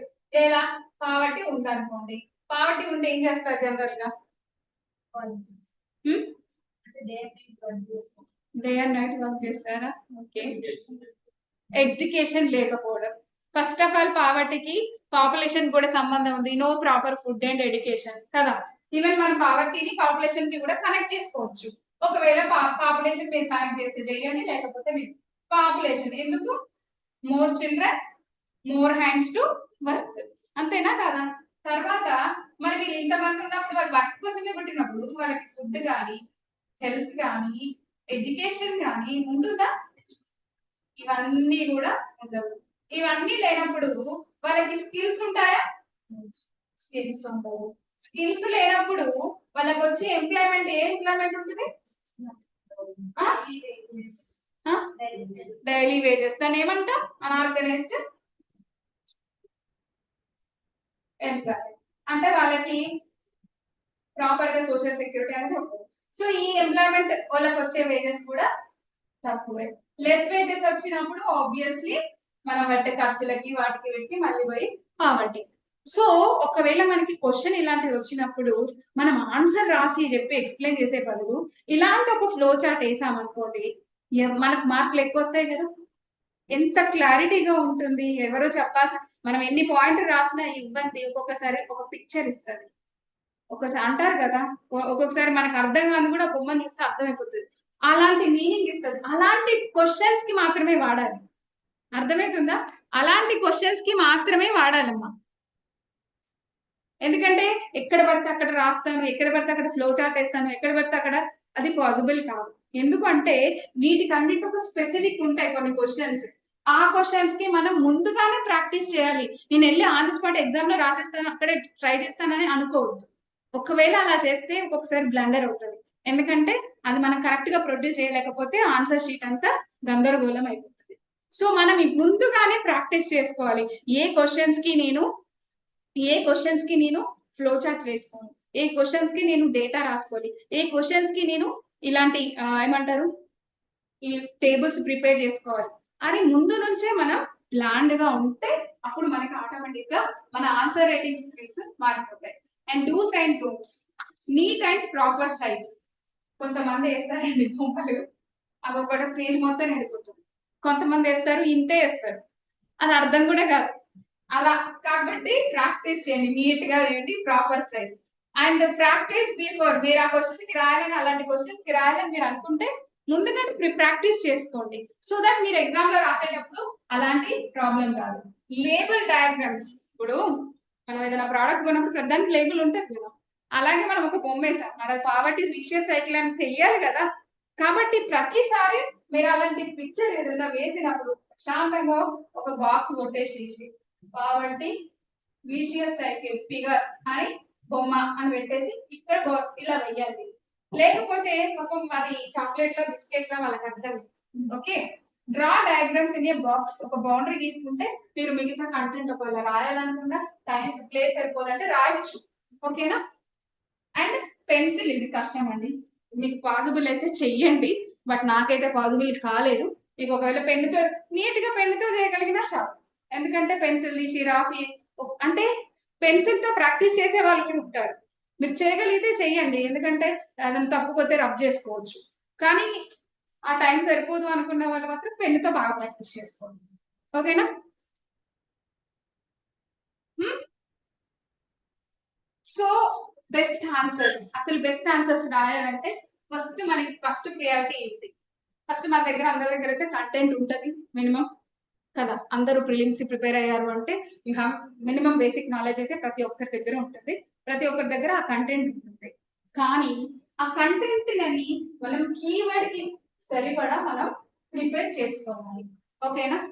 సెకండ్ అంటే మనకి ఫస్ట్ ఆ కీవర్డ్ అంటే ఏంటో తెలియాలి. Second, recollect the content and structure the answer with short sentences. So మనకి ఆ కీవర్డ్ అర్థమైతే మనకున్న కంటెంట్ ని దానికి తగ్గట్టుగా మనం డిజైన్ చేసుకుంటాం. థర్డ్ ఏం చేయాలి? ఫస్ట్ కంటెంట్ క్వాలిటీని మెయింటైన్ చేయాలండి.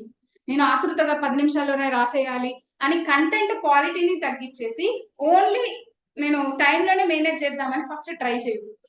ఫస్ట్ ఎప్పుడు కూడా విత్ ఇన్ ద టైంలో రాయడం కంటే ఫస్ట్ క్వాలిటీని మెయింటైన్ చేయండి. కంటెంట్ క్వాలిటీ కనుక మెయింటైన్ అయితే ఆబ్వియస్లీ ఆ తర్వాత మనం టైం మేనేజ్మెంట్ గురించి చూసుకోవచ్చు. ఓకేనా? సో జనరల్ గా యూపీఎస్సి కానీ ఎలాంటి క్వశ్చన్స్ అడిగితే అన్ని డైరెక్ట్ క్వశ్చన్లు అడుగుతారా అండి? డైరెక్ట్ గా అడుగుతున్నారా? అన్ని కూడా మాక్సిమం ఈ కాలంలో అనలిటికలే అడుగుతున్నారు. ఎందుకంటే ఒకరిని మించి ఒకరు స్టాండర్డ్ పెంచాలని చూస్తున్నారు. ఒక్కొక్కసారి అనిపిస్తుంది యూపీఎస్సి కంటే టీజీపీఎస్సి ఏపీఎస్సి టఫ్ ఏమో అనిపించేటట్టు ఇస్తున్నారు. అలాంటప్పుడు ప్రిలిమ్స్ అంత టఫ్ ఇచ్చినప్పుడు మరి మెయిన్స్ కూడా మనం అదే లెవెల్లో ఎక్స్పెక్ట్ చేయాలి కదా టఫ్ గా ఉంటదని. ఓకే, డైరెక్ట్ ఇచ్చినప్పుడు మాత్రం ఆ క్వశ్చన్స్ అసలు వదిలిపెట్టదు. అనాలిటికల్ ఇచ్చినా కూడా వదిలిపెట్టకూడదు, బట్ డైరెక్ట్ ఇచ్చిన క్వశ్చన్స్ ఆన్సర్స్ రాలేదంటే అది మన ప్రిపరేషన్ లో మిస్టేక్ ఉన్నట్టు. సో కీవర్డ్, అసలు చాలా మంది కీవర్డ్ కీవర్డ్ కీవర్డ్. సో ఏంటి కీవర్డ్? ఎందుకు ఈ కీవర్డ్స్? మనం ఎందుకు ఆ కీవర్డ్స్ అర్థం చేసుకోవాలి? ఎందుకు అర్థం చేసుకోవాలండి? ఆన్లైన్ కీవర్డ్స్ యొక్క ప్రియారిటీ ఎందుకంటే కీవర్డ్స్, మన కీవర్డ్స్ ఎందుకు అంత స్పెసిఫిక్ చేసి కీవర్డ్స్ కీవర్డ్స్ అని అంటున్నాం? Why do we need keywords?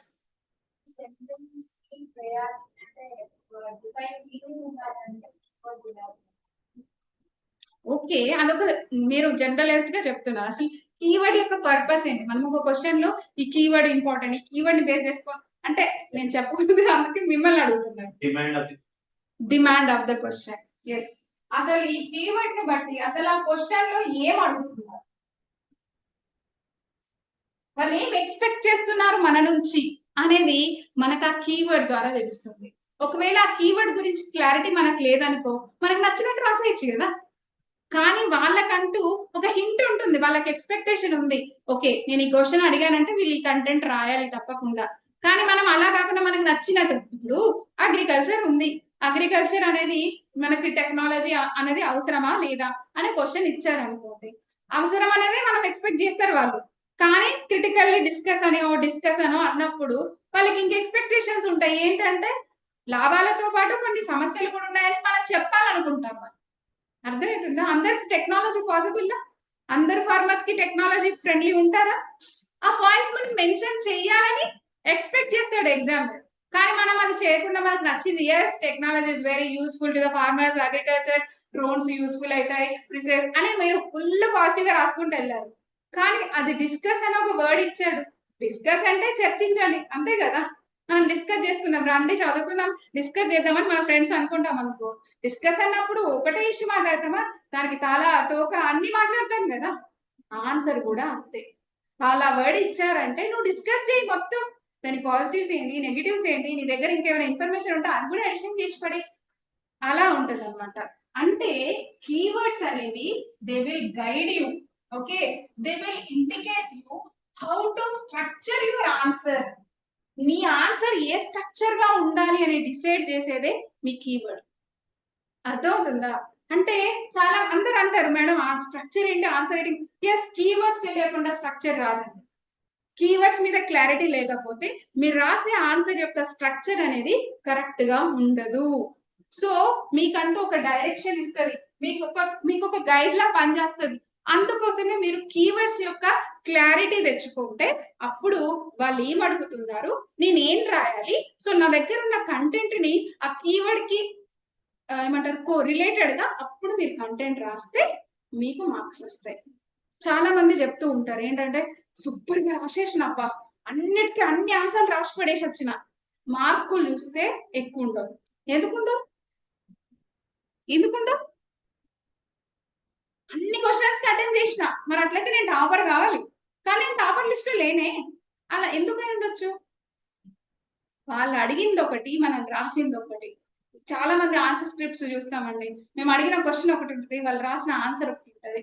చాలా బాధ ఇస్తుంది, ఎందుకంటే ఆ మీనింగ్ వాళ్ళకి తెలియదు కాబట్టి మనం రాసాము అనుకుంటారు, కానీ అది రాసిన ఆ కరెక్ట్ ఆన్సర్ కాదు.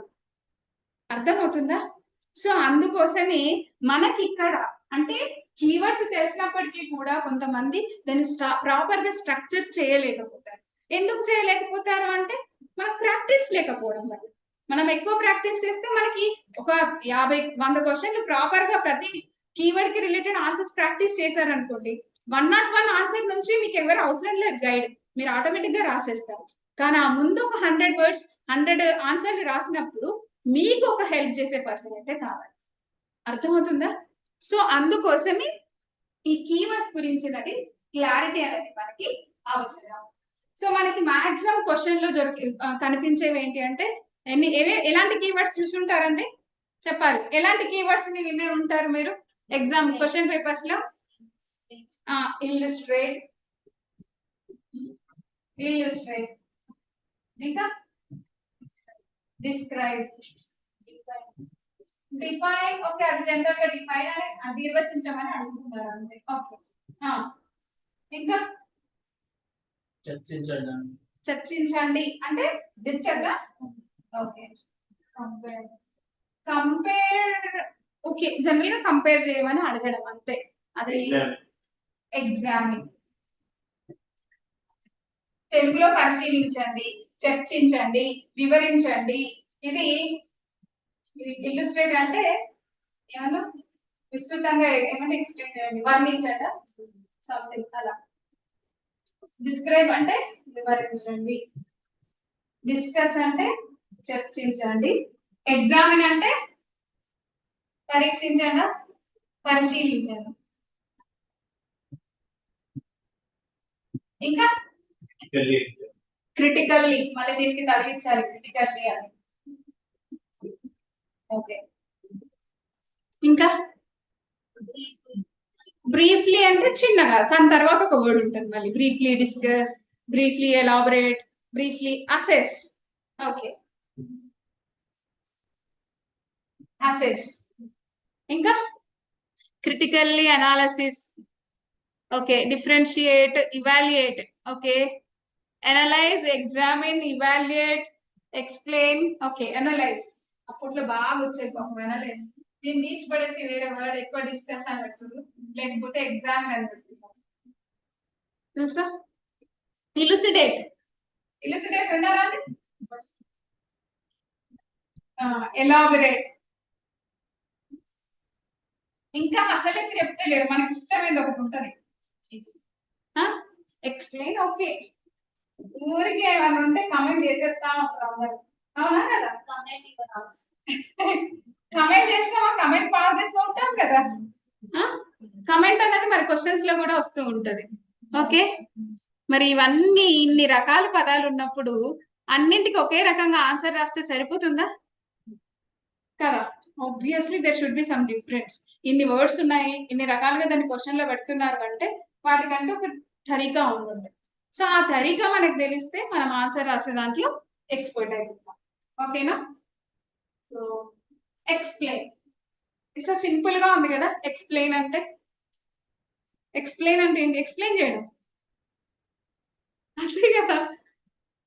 అందులో ఏమైనా డిఫికల్టీ ఉందా? ఎక్స్ప్లెయిన్, వివరించండి. ఒక టాపిక్ అడుగుతారు, ఎక్స్ప్లెయిన్ చేయండి. ఇప్పుడు డిఫైన్ బయోడైవర్సిటీ, డిఫైన్ అని ఎవరు అడిగారు? డిఫైన్ అంటే జస్ట్ దాన్ని డిఫైన్ చేస్తాం, బయోడైవర్సిటీ అంటే ఏంటి అని. Explain major threats to biodiversity, ఇది సింపుల్ కాబట్టి ఇది తీసుకున్నాను, ఫస్ట్ అది తర్వాత కూడా వెళ్ళచ్చు. Explain major threats to biodiversity loss అన్నారు అనుకోండి, ఎక్స్ప్లెయిన్ చేయాలి. ఇప్పుడు బయోడైవర్సిటీ లాస్ అవ్వడానికి క్లైమేట్ చేంజ్, దాన్ని ఎక్స్ప్లెయిన్ చేయండి. గ్లోబల్ వార్మింగ్ జరుగుతుంది, అందుకే టెంపరేచర్స్ ఎక్కువైపోతున్నాయి, దానివల్ల ఏమవుతున్నాయి? హీట్ పెరుగుతుంది, పాపం హీట్ సస్టైన్ చేయలేని బర్డ్స్ అవి చనిపోతాయి. అంతేకాదు ఎరటిక్ రెయిన్ ఫాల్, థండర్ స్టార్మ్స్, ఇలా విపరీతమైన ఫ్లడ్స్, ఇటు డ్రాట్, అన్ని రకాలు వచ్చేసరికి అవి మనమంటే ఇంట్లో దాక్కుంటున్నాం అన్నమాట, అవి ఇక్కడ దాక్కుంటాయి. సో అదొక reason. Okay, data, facts, substantiate, points we put forward. Okay, so ఏది రాసినా ఇక్కడ మనం ఎక్స్ప్లెయిన్ చేసేటప్పుడు అక్కడ మనం ఎవిడెన్సరీ బేస్ లాగా ఇంత ఉండేది. ఇప్పుడు ఇంట్రొడక్షన్ లో మనం ఎందుకు లాస్ అయింది ఎక్స్ప్లెయిన్ చేయాలంటే ఫస్ట్ అది ఎంత లాస్ అయిందో చెప్పాలి కదా. మనకి ఇంత బయోడైవర్సిటీ ఇంత ఉంటే ఇన్ని బర్డ్స్ ఉండే, ఇంత ఇన్ని ప్లాంట్స్ ఉండే మనం చెప్తాం కదా. కానీ ఇంత ఇయర్ వచ్చేసరికి మనకి ఐపీసీసీ రిపోర్ట్ ఉంటుంది, ఆ రిపోర్ట్స్ లలో వాళ్ళు ఎంత లాస్ అయిపోయింది, ఐయుసి అని కూడా తెలుసు కదా, ప్రిలిమ్స్ లో ఇవన్నీ చదువుకుంటారు కదా. సో అక్కడ మనకి డేటా ఉంటుంది, ఇంత ఈ డికేడ్ వరకు ఇంత బయోడైవర్సిటీ లాస్ అయిందని మనం ఇంట్రొడక్షన్ లో రాస్తాం. రాసిన తర్వాత కాజెస్ ఏంటి అని చెప్పినప్పుడు అది రాసేటప్పుడు మనం ఒక్కొక్కటి రాసేటప్పుడు క్లైమేట్ చేంజ్ వల్ల ఎంత లాస్ అయింది, ఓకే, ఆ కారణం ఏంటి అంటే క్లైమేట్ చేంజ్ లో రకరకాలుగా రీజన్స్ ఉన్నాయి కదా, దాని చెప్పి ఎంత డేటా లాస్ అయింది అనేది ఒక పాయింట్.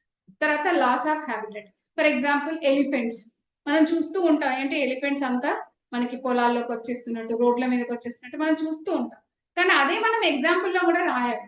హ్యాబిటెట్ లాస్ అవ్వడం వల్ల ఏమవుతున్నాయి, వైల్డ్ అనిమల్స్ అన్ని కూడా మన మన హ్యాబిటెట్స్ లోకి వచ్చేస్తున్నాయి, అది రాయొచ్చా లేదా? అంటే అలా నష్టం కోల్పోయిన జంతువులు అంటే ఇప్పుడు వల్చర్స్ గురించి చదువుతాం, చాలా మంది మనం ఏమంటారు, వల్చర్స్ యొక్క లైఫ్ చాలా పోయిందంట. ఎందుకంటే అది కెమికల్ యూస్ చేశాం కదా, అవేంటి డైకోఫ్లేన్ యూస్ చేయడం వల్ల అవి పోయింది. సో మీరు ఆ పాయింట్ ఏంటి, మనం రాయొచ్చు, కెమికల్స్ యూసేజ్ చేయడం వల్ల అలా కూడా వైల్డ్ లైఫ్ అనిమల్స్ అంటే లాస్ అయిపోయింది. ఫర్ ఎగ్జాంపుల్ ఇది వల్చర్స్ అని చెప్పేసి అలా మనం ఒక పాయింట్ రాస్తాం, దానికి ఎగ్జాంపుల్, ఒక పాయింట్ రాస్తాం, ఒక ఎగ్జాంపుల్, అలా డేటా ఇస్తూ నీట్ గా ఎక్స్ప్లెయిన్ చేస్తున్నాం అనమాట.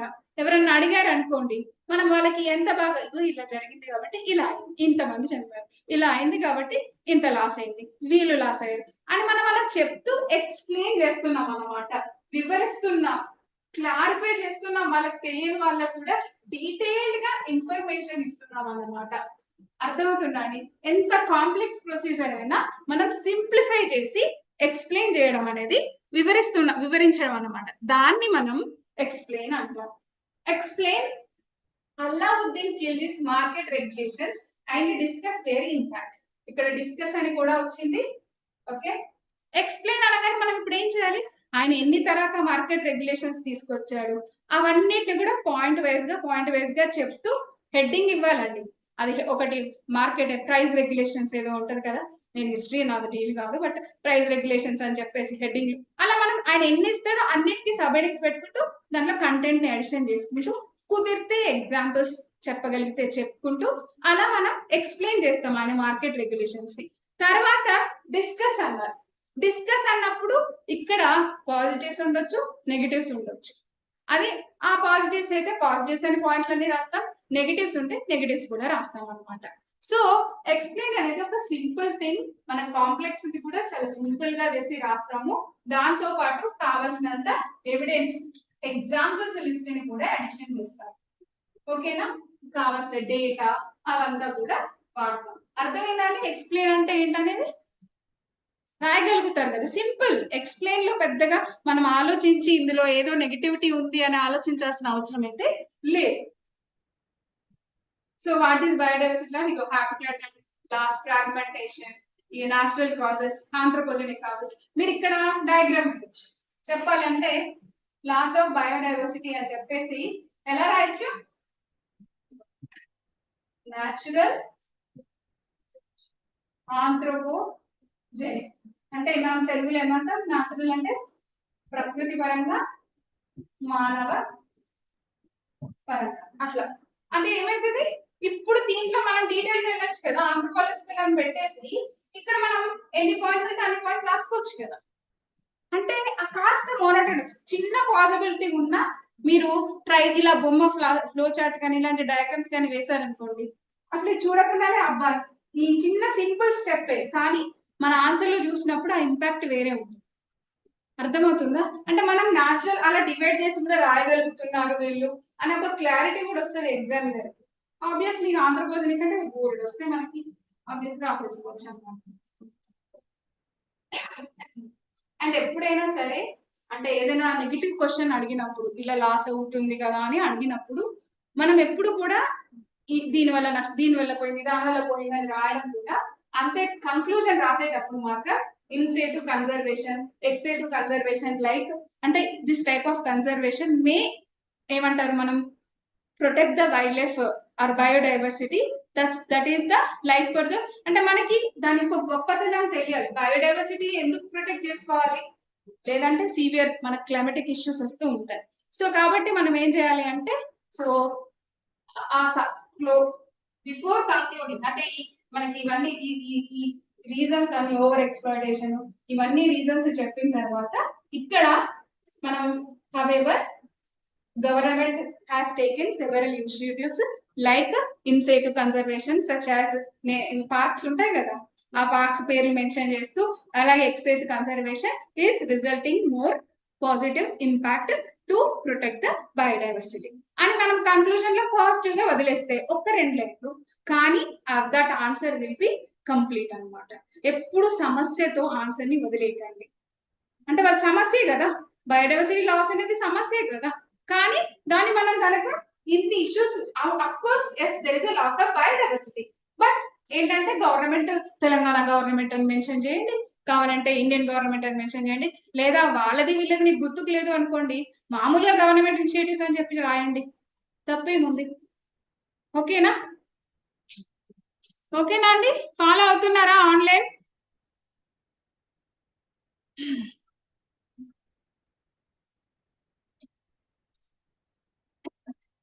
డిస్క్రైబ్. సో బేసికల్ గా ఎక్స్ప్లెయిన్ కి డిస్క్రైబ్ కి పెద్దగా డిఫరెన్స్ ఏమి ఉండదు. అక్కడ ఎలా డీటెయిల్ గా ఎక్స్ప్లెయిన్ చేస్తామో ఇక్కడ కూడా డిస్క్రైబ్ చేస్తాం. అయితే ఇందులో మనం నెగిటివిటీ గురించి ఏం మెన్షన్ చేయం, అంటే అనాలిసిస్ చేస్తాం కదా, అలాంటిది ఏమి ఉండదు. డిస్క్రైబ్ అంటే వారిని చెప్పుకుంటూ వెళ్ళిపోవడమే, అంటే దాని గురించి అడిగారా చెప్పుకుంటూ వెళ్ళడం. For example, describe any 4 cultural elements of diversity in India and rate their relative significance in building national identity. ఇది మనకి సొసైటీలో వస్తుందండి. సొసైటీలో ఎట్లా మనకి ఏముంటుంది, first salient features of Indian society కదా. సో ఏమన్నారు, 4 cultural elements of diversity describe చేయండి అన్నారు. దాంట్లో మన నెగిటివిటీ రాస్తామా? ఫర్ ఎగ్జాంపుల్ మనకున్న ఎలాంటి డైవర్సిటీ ఉంది చెప్పండి ఇండియాలో? Which type of diversity do we have? religious diversity, linguistic, religious, linguistic, cultural, regional. Okay, అయితే ఈ డైవర్సిటీ వల్ల మనకి ఇష్యూస్ ఉన్నాయా? Do we have any issues with respect to the diversity? ఉన్నాయి. కమ్యూనలిజం ఉందా? రిలీజియస్ డైవర్సిటీ ఉందంటే కమ్యూనలిజం ఉంది. Linguistic diversity ఉందంటే లింగ్విస్టిక్ చావనిజం ఉంది. మా భాష గొప్పది. తర్వాత కల్చరల్ డైవర్సిటీ, ఇక్కడ కూడా మా కల్చరే గొప్పది, అంతేనా? రీజనల్ డైవర్సిటీ అంటే సన్ ఆఫ్ సాయిల్ సిస్టమ్ అని చెప్పేసి, రీజనల్ ఇంబాలెన్స్, మా స్టేట్ మాకు కావాలి అని. Obviously there are many issues are there. కానీ అవన్నీ మనం ఈ క్వశ్చన్ లో రాయాలా? వాళ్ళు అడిగింది జస్ట్ నువ్వు డిస్క్రైబ్ చేయి. నిన్ను సమస్యలు వేసి అనాలిసిస్ చేసి చెప్పు అని అడగట్లేదు, నిన్ను ఓన్లీ వివరించమని చెప్తున్నా. సో నీ దగ్గర ఉంటే ఆ కల్చరల్ 4 కల్చరల్ ఎలిమెంట్స్ ఏవో అక్కడ నువ్వు డిస్క్రైబ్ చేయాలి. ఫర్ ఎగ్జాంపుల్ రిలీజియస్ డైవర్సిటీ అని మనం పెడతాం, అంటే మతపరమైనటువంటి వైవిధ్యత. అదే కదా క్వశ్చన్ ఏంటండి? 4 కల్చరల్ అంటే సాంస్కృతిక డైవర్సిటీ, వైవిధ్యత అంటే కదా. సాంస్కృతిక పరమైనటువంటి డైవర్సిటీ, వైవిధ్యత గురించి సంబంధించిన 4 అంశాలని గురించి చర్చించండి కాదు, వివరించండి. వివరించండి అన్నప్పుడు ఇప్పుడు కల్చరల్ అన్నారు కాబట్టి కల్చర్ లో ఏమి వస్తుంది చెప్పండి? ఫుడ్ వస్తుంది, డ్రెస్, ఇంకా art forms, music, Karnataka music, ఇంకా Hindustani music, dances, classical form of dances, folk dances రాయొచ్చు కదా. అవి హెడ్డింగ్స్ పెట్టుకుంటూ మన ఆంధ్రప్రదేశ్ లో ఎలాంటి మన భరతనాట్యం, కూచిపూడి, మనం ఎగ్జాంపుల్స్ నీట్ గా ఎక్స్ప్లెయిన్ చేస్తూ రాయొచ్చు కదా. దాంట్లో మళ్ళీ ఇవి ఉండడం వల్ల ఇష్యూస్ అవుతున్నాయని అలా రాయకు. ఇక్కడ మీరు డిస్క్రైబ్ అని అడిగారు కాబట్టి మీరు డిస్క్రైబే చెయ్యండి, దాంట్లో మీరు నెగటివిటీని చూడొద్దు. ఓకేనా? అర్థమైందా? అదనమాట. Okay, provide a detailed explanation. ఒకవేళ అనాలిసిస్ అన్నారనుకోండి, అప్పుడు అనాలిసిస్ అడుగుతారు కదా, అప్పుడు డిస్క్రైబ్ అని చెప్పాల్సిన అవసరం లేదు. కాబట్టి ఆ వర్డ్ కి ఈ వర్డ్ కి తేడా ఉంది. Next illustrate.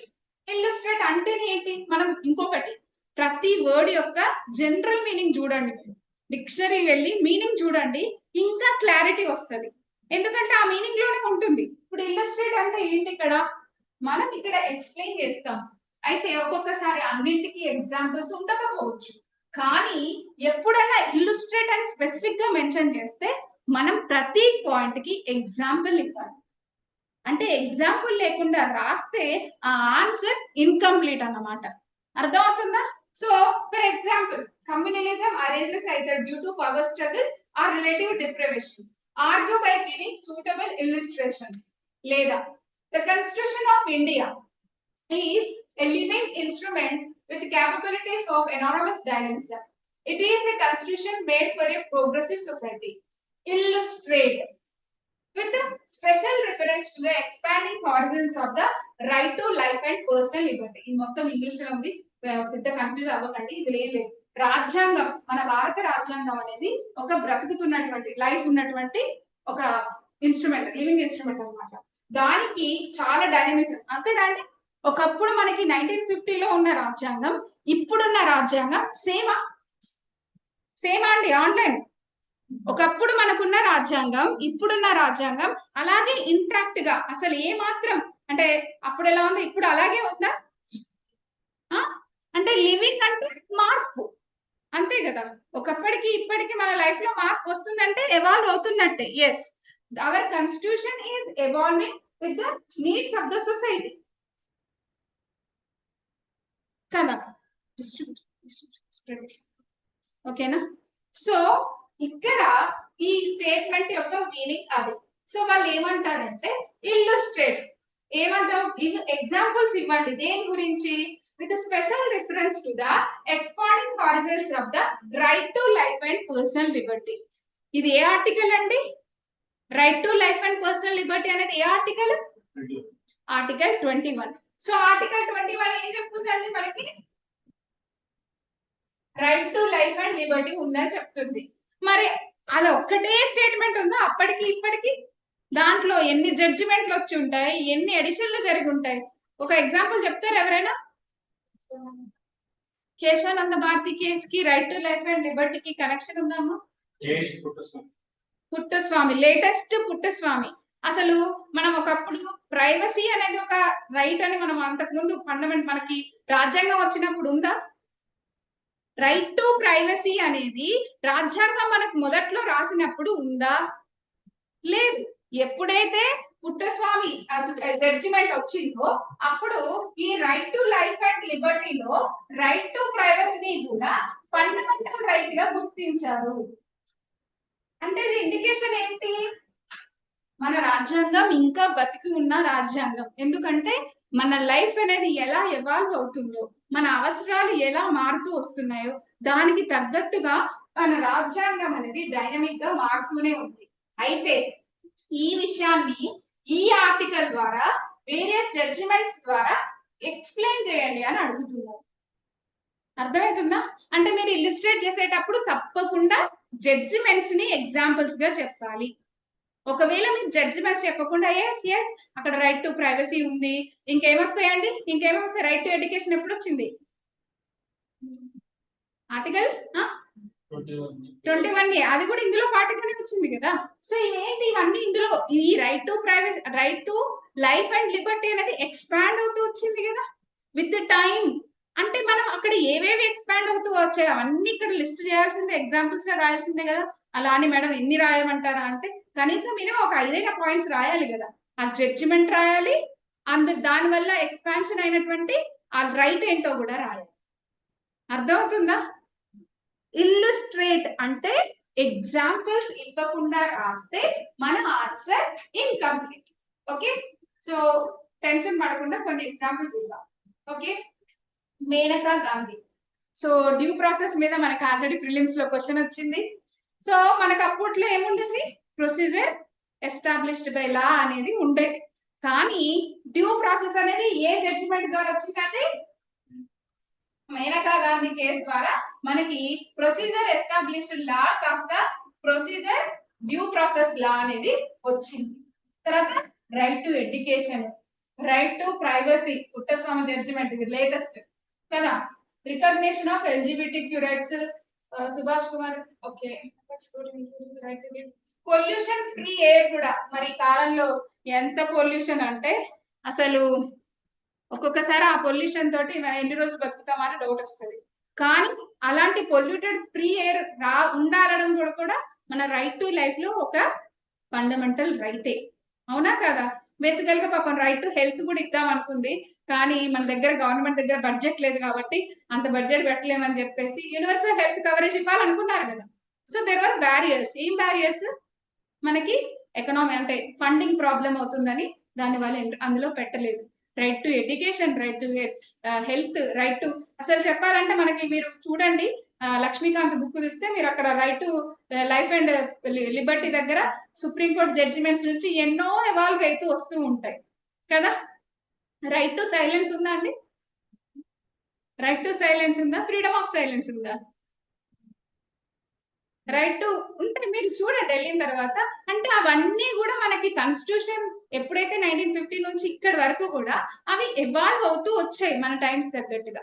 అంటే ఆ ఎగ్జాంపుల్స్ లిస్ట్ ని మనం ఆన్సర్ లో రాస్తేనే మన ఆన్సర్ కి మార్కులు పడతాయి అన్నమాట. ఓకే, ఇంకొకటి కూడా ఎగ్జాంపుల్, కమ్యూనలిజం అరైజెస్ అయితే due to power struggle or relative deprivation. చెప్పండి, కమ్యూనలిజం అంటే ఏంటండి?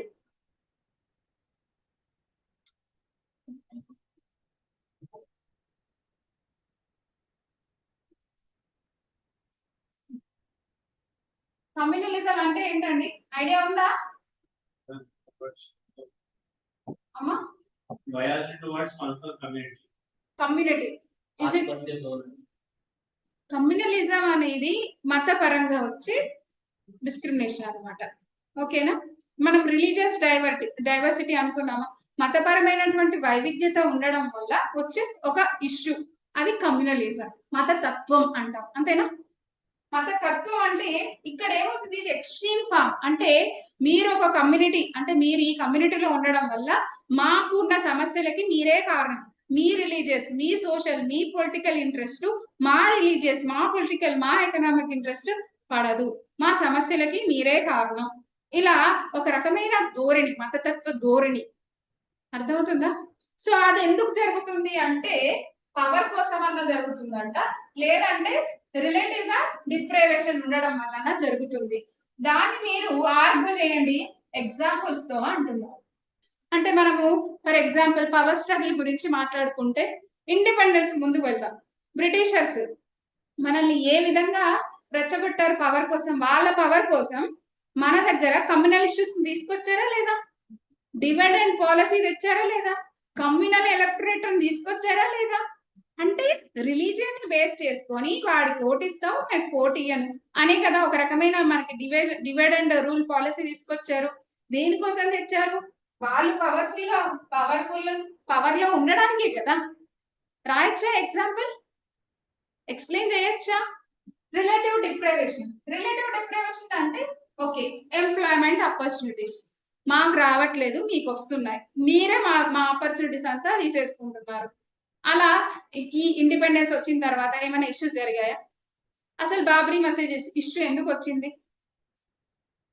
వచ్చిందండి అప్పట్లో? ఎందుకు కూల్చారు వాళ్ళు? మీ వల్ల మాకు ఎకనామిక్ డెవలప్మెంట్ జరగట్లేదనా? ఏంటి రీజన్? ఓకే, అదొక్కటేనా రీజన్? డిప్రైవేషన్ అని ఎందుకు మనం ఇప్పుడు కౌ లించింగ్ అను, లేకపోతే అదేంటి ఇంకేంటది, ఇక్కడ ఏమో రాలేదు, చెప్పండి రీజన్స్ చెప్పండి. ఎందుకు గొడవలు జరుగుతూ ఉంటాయి ఎక్కువ హిందూ ముస్లిమ్స్ కి?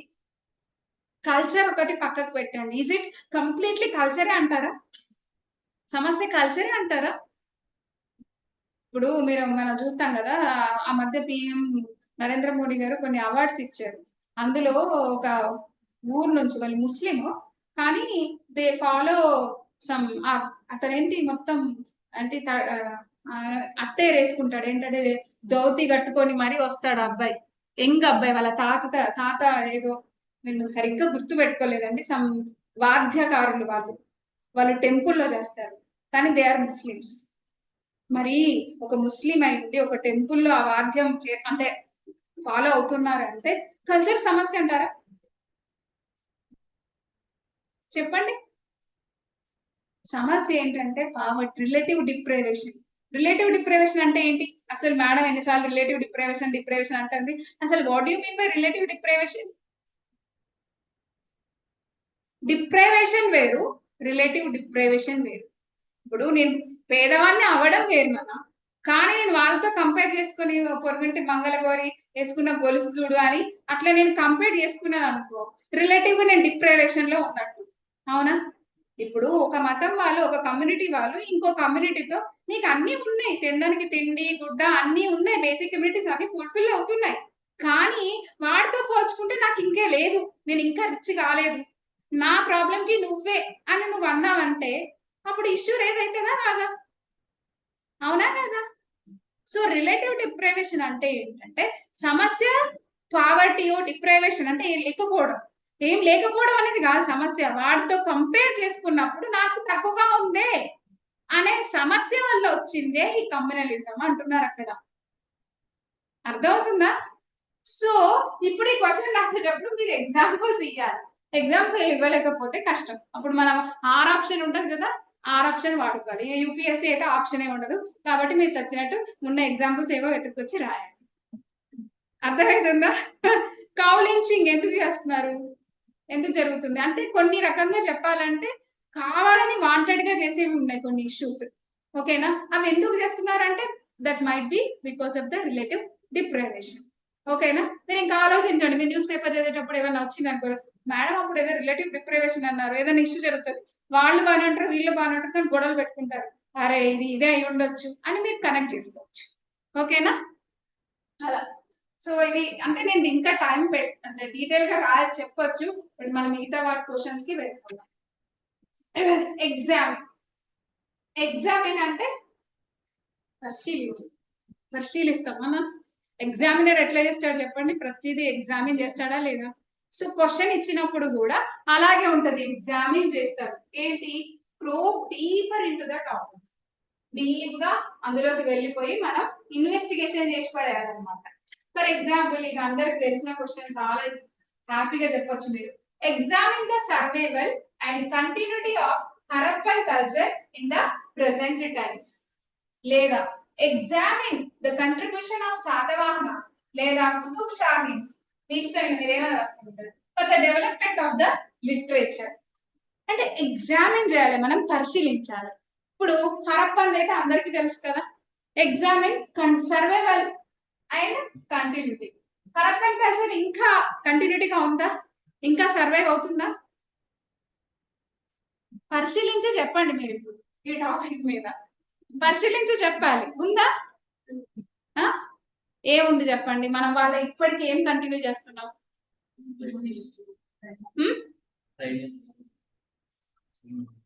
Drainage system. Very good. అసలు వాళ్ళే కదండి ఫస్ట్ అర్బనైజేషన్. ఎక్కడ వచ్చింది ఫస్ట్ అర్బనైజేషన్? ఎక్కడ వచ్చింది? అర్బన్ ప్లానింగ్ గురించి మనం మాట్లాడుకుంటాం. హరప్పన్ అర్బన్ ప్లానింగ్ గురించి మాట్లాడుకుంటాం. అది ఎక్కడ వచ్చింది? Indus valley civilization. అది హరప్పన్ రిలేటెడ్ కాదా? మరి ఏంటి అట్లా చూస్తున్నారు అందరూ విచిత్రంగా? చెప్పండి.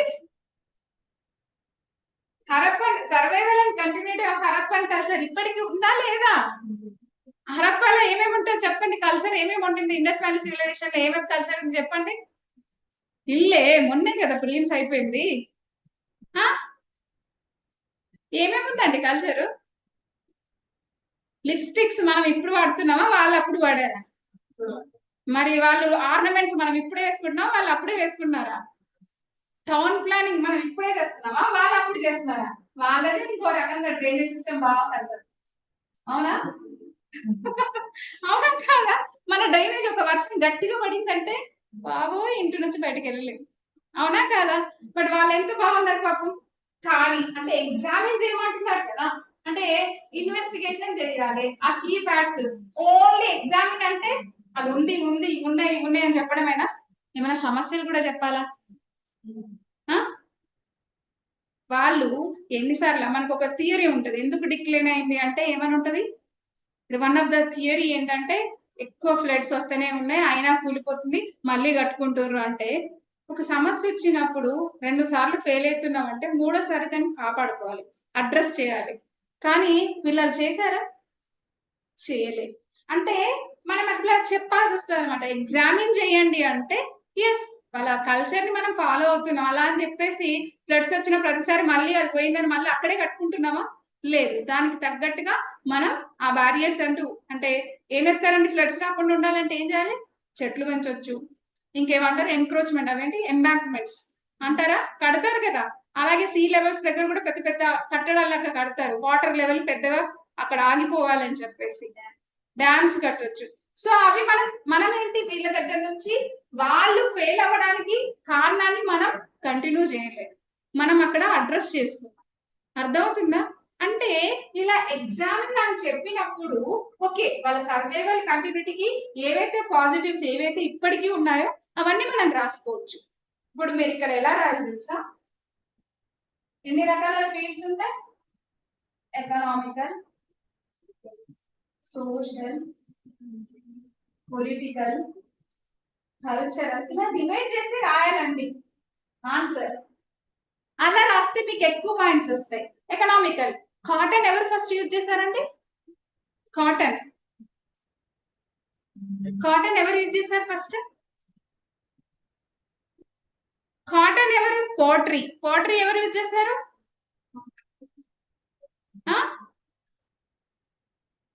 పోనీ అగ్రికల్చర్ క్రాపింగ్ సిస్టమ్ అయినా ఉందా వాళ్ళ దగ్గర? ఉందా లేదా?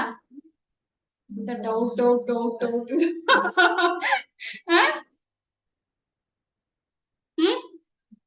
ఇలా అయితే ఎట్లా నానా? ఓకే సరే. ఎకనామికల్ గా అంటే ఇక్కడ మనం మళ్ళీ విడగొట్టాలి. ఎన్ని సెక్టార్లు ఉంటాయి మనకి?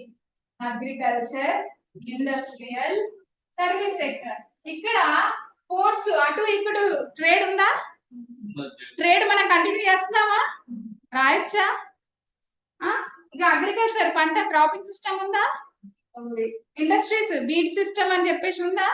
లో ఎక్స్పోర్టింగ్ సంథింగ్ అవేంటి డిఫరెంట్ ఆర్నమెంట్స్ తయారు చేస్తారని ఉందా ఇండస్ట్రియల్ అని? రాయొచ్చా? అవి కంటిన్యూ అవుతున్నాయి కదా. అలాగే సోషల్ గా ఏంటి? ఉమెన్ పొజిషన్ ఎలా ఉందండి? మదర్ గాడెస్ అని చెప్పేసి ఉందా అక్కడ? అది ఇప్పటికీ అంటే మనం మదర్ ని అలాగే రెస్పెక్ట్ అయితే ఇస్తున్నాం కదా, ప్యాట్రియార్కీ పక్కకు పెట్టండి, సరేనా? పొలిటికల్ గా ఏం సభలు ఏంటండి? ఏం సభలు ఉన్నాయి?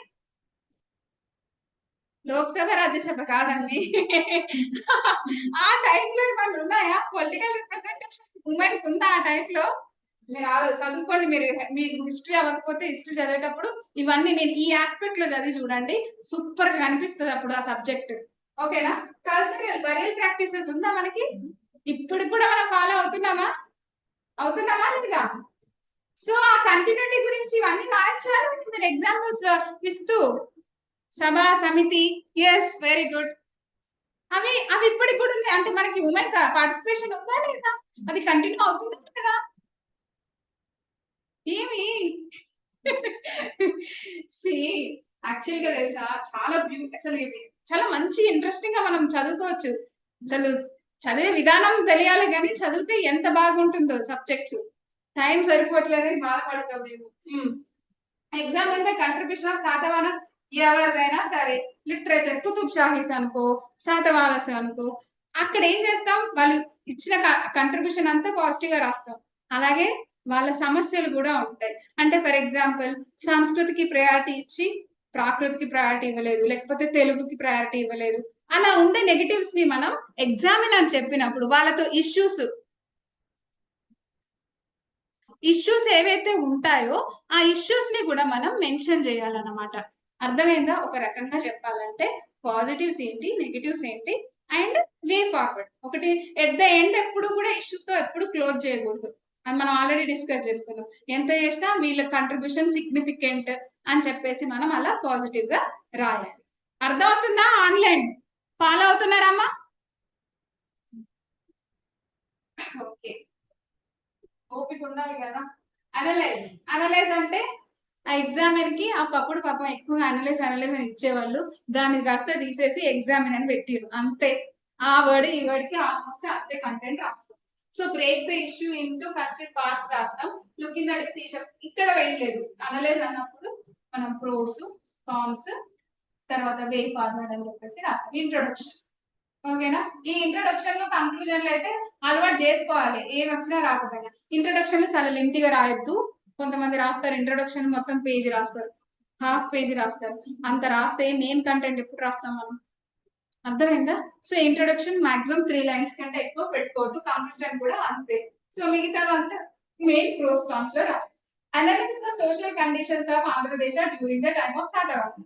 సో అనలైజ్ అన్నప్పుడు సోషల్ కండిషన్స్ అంటే ఏమొస్తాయి చెప్పండి? సొసైటీలో ఏమేమి వస్తాయి?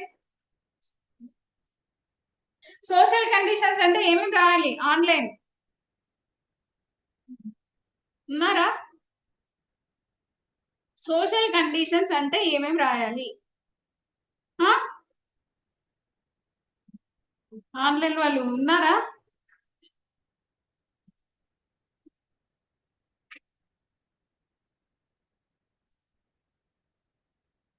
చెప్పండి, సోషల్ కండిషన్స్ అంటే ఏం రాస్తారు? Economic conditions. అది మళ్ళీ ఎకనామిక్ కండిషన్స్ అని ఇంకో క్వశ్చన్ అవుతుంది నాన్న, అంతే కదా? సోషల్ కండిషన్స్ అని ఇచ్చినప్పుడు సొసైటీ గురించి మాట్లాడాలి. ఒక సొసైటీలో ఏమేమి ఉంటది? సొసైటీని ఎట్లా స్ట్రాటిఫికేషన్ చేస్తారా? విభజన ఏముంటది అని రాయొచ్చా లేదా? రాయొచ్చు కదా. సొసైటీ స్ట్రాటిఫికేషన్ అంటే ఇక్కడ క్యాస్ట్ సిస్టమ్ ఉందా లేదా అనేది రాస్తారు. ఇంకా women status, position of women. ఇంకా లైఫ్ స్టైల్, వాళ్ళ లైఫ్ స్టైల్ ఎలా ఉంది, వాళ్ళు రిక్రియేషనల్ యాక్టివిటీస్ ఏమైనా ఉన్నాయా, రాయొచ్చు ఇవన్నీ. ఏమైనా ఆక్యుపేషన్స్ ఎన్ని రకాలుగా ఉన్నాయి, ఇవన్నీ పాజిటివ్సే కదా. మామూలుగా వాళ్ళు ఎలాంటి అంటే డ్రెస్సింగ్ ప్యాటర్న్ ఎలా, లైఫ్ స్టైల్ అన్నప్పుడు అందులో అన్ని రాయాలి. డ్రెస్సింగ్ ప్యాటర్న్ ఏంటి, లేకపోతే వాళ్ళు రిక్రియేషనల్ యాక్టివిటీస్ ఏం చేస్తారు, అలాగే వాళ్ళ ఎన్ని వెరైటీ ఆఫ్ ఆక్యుపేషన్స్ ఉన్నాయి, ఉమెన్ పొజిషన్ ఎలా ఉంది, వాళ్ళ సొసైటీ ఎలా స్ట్రాటిఫికేషన్ జరిగింది, ఇవన్నీ మనం రాస్తాం అనాలిసిస్ చేసేటప్పుడు. కానీ అనలైజ్ అన్నప్పుడు మరి ఇవంతా పాజిటివ్ లాగా ఉంటది, మరి కాన్స్ అంటే నెగటివ్ ఏముంటాయి? సోషల్ ఎవిల్స్, సతీ ఉందా, చైల్డ్ మ్యారేజెస్ ఉన్నాయా అనేవి అవి కూడా రాస్తే అప్పుడు మనం దాన్ని అనాలిసిస్ కరెక్ట్ గా చేసినట్టు. అంటే ఎప్పుడు అంత ఒక సొసైటీలో అన్ని పాజిటివ్ గా ఉండదు, నెగిటివ్ కూడా ఉంటాయి. అనలైజ్ చేయమంటున్నారంటే ఎస్, సోషల్ కండిషన్ లో పాజిటివిటీ ఉంది, నెగిటివిటీ ఉంది. సో మనం ఎగ్జామిన్ అన్నా అనలైజ్ అన్నా మాక్సిమం పాజిటివ్స్, ప్రోస్ కాన్స్ అవి కలిపి రాస్తాం అన్నమాట. ఓకేనా? ఎస్. సో కమెంట్, ఈ కమెంట్ మాత్రం కొంచెం డిఫరెంట్. కమెంట్ అంటే కమెంట్ చేస్తాం, ఏ అమ్మాయి ఎలా చదువుతుందా, అస్సలు బాగా చదివరా బాబు, లేదా అబ్బాయి ఏ చాలా డీసెంట్ గా ఉంటారు ఆయన అయితే.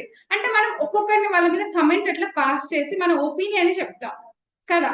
సో అలాగే ఇక్కడ కమెంట్ అనేది జనరల్ గా పాజిటివా? నీ ఒపీనియన్ చెప్తున్నా, అది పాజిటివ్ అయి ఉండొచ్చు, నెగిటివ్ అయినా ఉండొచ్చు. కానీ అది చెప్పినప్పుడు నువ్వు ఏదైతే స్టేట్మెంట్ తీసుకొని చెప్తావో దాన్ని నువ్వు జస్టిఫై చేయాలి. అర్థమవుతుందా? అర్థమవుతుందా నాన్న? పాజిటివ్ నెగిటివ్ అని ఉండదు ఇక్కడ. మనం ఏదైతే ఒపీనియన్ చెప్తామో ఆ ఒపీనియన్ ని మనం జస్టిఫై చేయాలి. సో ఎప్పుడైనా కమెంట్ అని ఇచ్చినప్పుడు మనం ఇంట్రడక్షన్ లోనే మన ఒపీనియన్ ఏంటి, మన స్టాండ్ ఏంటి అనేది ఇంట్రడక్షన్ లోనే రాయాలి. రాసిన తర్వాత దాన్ని మనం జస్టిఫై చేయాలి. Okay? Preamble is a part of the Indian constitution. Comment అవునా కాదా? Okay. Caste system is assuming new identities and association forms. Hence, the caste system cannot be eradicated in India. Comment. ఏం చెప్తారు మీరు? ఏం తీసుకున్నాం, ఇదా ఇదా? Preamble is a part of Indian Constitution. Yes, కరెక్టే. కానీ కమెంట్ అన్నా మరి అది ఎస్ అన్నప్పుడు దానికి తగ్గట్టుగా జడ్జిమెంట్లు కొన్ని వస్తాయి కదా. సో ఎందుకు వేరే జడ్జిమెంట్స్ ద్వారా దానికి ఇలా వచ్చింది అని చెప్పేసి ఫస్ట్ ఒక జడ్జిమెంట్ లో ఇలా అయింది, సెకండ్ జడ్జిమెంట్ ఇలా అయింది, ఫైనల్ గా ఈ జడ్జిమెంట్ లో ఇది పార్ట్ అని తర్వాత కొన్ని జడ్జిమెంట్స్ ద్వారా అదే స్ట్రాంగ్ గా రీఇటరేట్ చేస్తూ వచ్చారు అని తర్వాత conclusion. Yes, preamble is the identity card of the Indian constitution which enables us to interpret our constitution effectively. అలా కంక్లూజన్ లో రాసేసుకోవచ్చు, రాసేయచ్చు కదా. అలా అంటే కమెంట్ అంటే నీ ఒపీనియన్ ఏంటి, అది పాజిటివ్ అయినా నెగిటివ్ అయినా నువ్వు దాన్ని జస్టిఫై చేయి. జస్టిఫై చేయకుండా నీ ఒపీనియన్ చెప్పినావు అనుకో అది ఇన్కంప్లీట్ ఆన్సర్. ఓకేనా? ఎస్, ఇది కూడా అట్లే రాసుకోవచ్చు. ఇప్పటికి కూడా ఉంది కదండి కాస్ట్ సిస్టమ్, ఉందా లేదా? ఎరాడికేట్ చేయడం అంత ఈజీ అంటారా ఇండియాలో? కానీ మళ్ళీ ఏం చెప్పాలి, ఎరాడికేట్ అంటే ఒక రకంగా చెప్పాలంటే క్యాస్ట్ సిస్టమ్ ని మనం పోగొట్టుకున్నట్టే ఉంటుంది. ఇప్పుడు ఒకప్పుడు ఎలా ఉండేది, క్యాస్ట్ సిస్టమ్ లేదు అంటే మనం అర్బనైజేషన్ అంటే అర్బన్ ఎందుకు చాలా మంది రూరల్ నుంచి అర్బన్ కి మైగ్రేట్ అవ్వాల్సి వచ్చింది కొన్నిసార్లు, బికాస్ ఆఫ్ క్యాస్ట్ సిస్టమ్ కూడా కదా. ఇప్పుడు మనం రెస్టారెంట్ కి వెళ్తాం, అది ఎవరు వండారు అడిగి తింటామా? చెప్పాలంటే అక్కడ క్యాస్ట్ సిస్టమ్ కాదు. మనం మెట్రోలో వెళ్తూ ఉంటాం, బస్సులో వెళ్తుంటాం, నువ్వు ఏ క్యాస్ట్ దూరం ఉండు అంటామా? అనం కదా. సో అలా చెప్పాలంటే క్యాస్ట్ సిస్టమ్ లేదనిపిస్తుంది. కానీ అంటే అది ఏదైనా సరే సమ్ కమ్యూనిటీ హాల్ లేకపోతే కమ్యూనిటీ మ్యాట్రిమోనియల్ సమ్ అడ్వర్టైజ్మెంట్ అలా ఇచ్చినప్పుడు ఏమనిపిస్తుంది, అదే క్యాస్ట్ సిస్టమ్ ఇంకా ఉన్నట్టే ఉంది అనిపిస్తుంది. సో ఒక రకంగా మనం modernization in the name of westernization ఇవన్నీ అనుకుంటూ ఒక రకంగా క్యాస్ట్ సిస్టమ్ ఎరాడికేట్ అవుతున్నట్టు అనిపిస్తుంది. కానీ అది కొత్త కొత్త రూపాలలో కూడా వస్తుంది. సో మనం అప్పుడు మన ఒపీనియన్ చెప్తూ, మన ఒపీనియన్ ఎలా చెప్పాలి, ఇది మిక్స్డ్ ఒపీనియన్, అవునా కదా? మిక్స్డ్ ఎట్లా చెప్తారు? మీరు రాసే స్టేట్మెంట్ ఇంట్రొడక్షన్ లోనే ఉంటది. మీరు ఎట్లా చెప్పాలి అంటే ఎస్, ఎందుకు బికాస్ ఆఫ్ వెస్టర్నైజేషన్ ఏమంటారు, మోడర్నైజేషన్, న్యూ వాల్యూ సిస్టమ్ వల్ల క్యాస్ట్ సిస్టమ్ ఎరాడికేట్ అయినట్టు అనిపించినప్పటికీ still it's continuing with new identities అని చెప్పి, మరి మీరు 2 పాయింట్లు చెప్పారు కదా.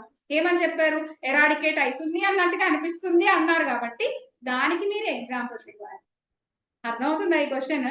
తర్వాత however still new identities are there అని చెప్పి దానికి లిస్ట్ ఇవ్వాలి. తర్వాత కంక్లూజన్ చేయాలి. అర్థమవుతుందా? ఇప్పుడు కమెంట్ లో 2 రకాల ఒపీనియన్ ఉన్నప్పుడు 2 ఒపీనియన్ ని మిక్స్డ్ గా చెప్తూనే దేనికి దాని పార్ట్స్ చేయాలి ఆన్సర్ ని, తర్వాత కంక్లూడ్ చేయాలి. క్లారిటీ ఉందా? డిస్కస్. ఇక డిస్కస్ అంటే ఇక డిస్కస్ కూడా ఆల్మోస్ట్ మనకి విశ్లేషించండి, చర్చించండి, ఇక డిస్కస్ చేస్తాం. మనం డిస్కస్ చేసినప్పుడు ఇక అన్ని రకాల చుట్టుపక్కల ఉన్న అన్ని విషయాలు కూడా మాట్లాడవచ్చు. Discuss the role of Election Commission of India in the light of evolution of model code of conduct. అసలు ఈ అంటే పాజిటివ్స్ ఉంటాయి, నెగటివ్స్ ఉంటాయి. ఎలక్షన్ కమిషన్ ఆఫ్ ఇండియాకి పాపం role model code of conduct ని ఇంప్లిమెంటేషన్ చేసేటప్పుడు 2 రకాలుగా ఉంటుంది కదా. కెమెరా ఆఫ్ అవుతుందా?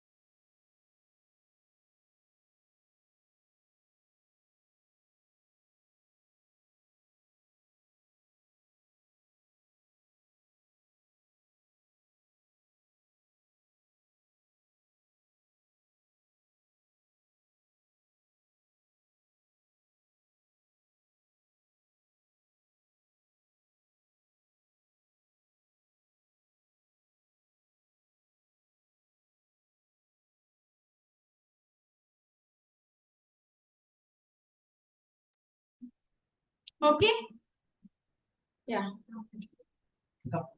ఆల్మోస్ట్ అయిపోతుంది కదా. ఓకేనా? So discuss. ఓకే, ఇక్కడ ఏంటంటే మామూలుగా మనకి సంబంధించిన ఇంకా వేరే ఇష్యూస్ ఉన్నా కూడా మనం ఇప్పుడు మోడల్ కోడ్ ఆఫ్ కండక్ట్ గురించి discuss the role of Election Commission of India in the light of the evolution of model code of conduct.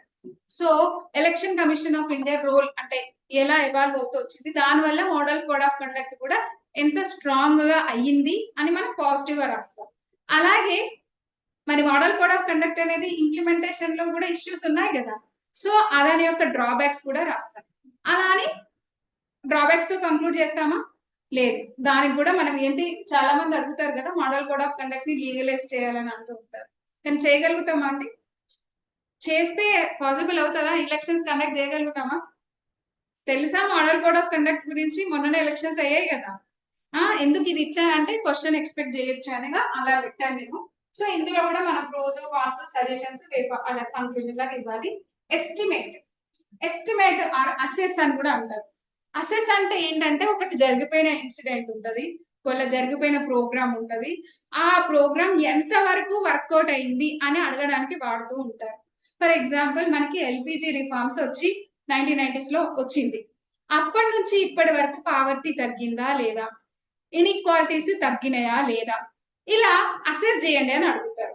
అలా అడిగినప్పుడు డేటా పక్కా ఉండాలండి. డేటా అంటే ఎల్పిజికి ముందు ఎంత ఉంది పావర్టీ, ఎల్పిజి తర్వాత ఎంత ఉంది అనేది మన దగ్గర పక్కా డేటా ఉండాల్సి. పావర్టీ కానీ ఇన్ఈక్వాలిటీస్ విషయంలో కానీ. అలా కాకుండా ఒక స్కీమ్ ఎంజీ నరేగా 10 ఏళ్ళైంది, 14 ఏళ్ళైంది, 20 ఏళ్ళైంది ఇలా అని వాళ్ళు క్వశ్చన్ అడుగుతారు. సో అప్పటి నుంచి ఇప్పటి వరకు అసెస్ చేయండి అది ఎంత రోల్ ప్లే చేసింది. పావర్టీ ఎరాడికేషన్ కి one of the effective programme ఏంటి, ఎంజీ నరేగా. సో ఎంజీ నరేగాని అసెస్ చేయండి అని అడుగుతారు. లేదా పోషణ్ అభియాన్, మనకి తెలుసు మన ఇండియాలో మాల్ న్యూట్రిషన్ అనేది ఒకటి one of the significant issue. అప్పుడు పోషణ్ అభియాన్ అనేది గవర్నమెంట్ తీసుకొచ్చిన తర్వాత ఎంత వరకు అది ఇంపాక్ట్ అయింది. సో అప్పుడు మనం ఏం చేస్తాము, డేటా కావాలి. ఈ ఆన్సర్స్ రాయాలి అన్నప్పుడు ఎస్టిమేట్, అసెస్ అని క్వశ్చన్ ఇచ్చినప్పుడు ఇందులో మన దగ్గర డేటా లేకపోతే ఆ ఆన్సర్ చాలా వీక్ ఆన్సర్ అవుతుంది అనమాట.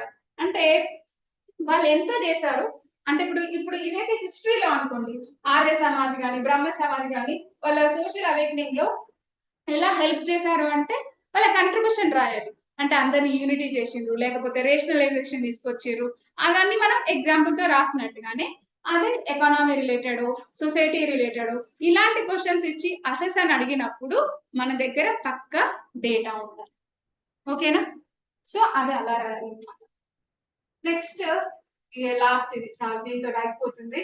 Critically evaluate or critically assess, critically examine, critically discuss అని ఇలా ఇస్తారు.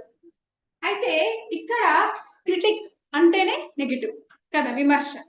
సో చాలా మంది ఎట్లా రాస్తారంటే ఇది కూడా డిస్కస్ కి దీనికి పెద్ద తేడా ఏముంది, అది ఒక్కటే ఉండొచ్చు, రాసేద్దాం ప్రోస్ కాన్స్ కంక్లూజన్ అని రాసేస్తారు. చాలా మంది అలాగే రాస్తారు. కానీ అది అలా రాయకూడదు అనమాట. అంటే ఎందుకు రాయకూడదు?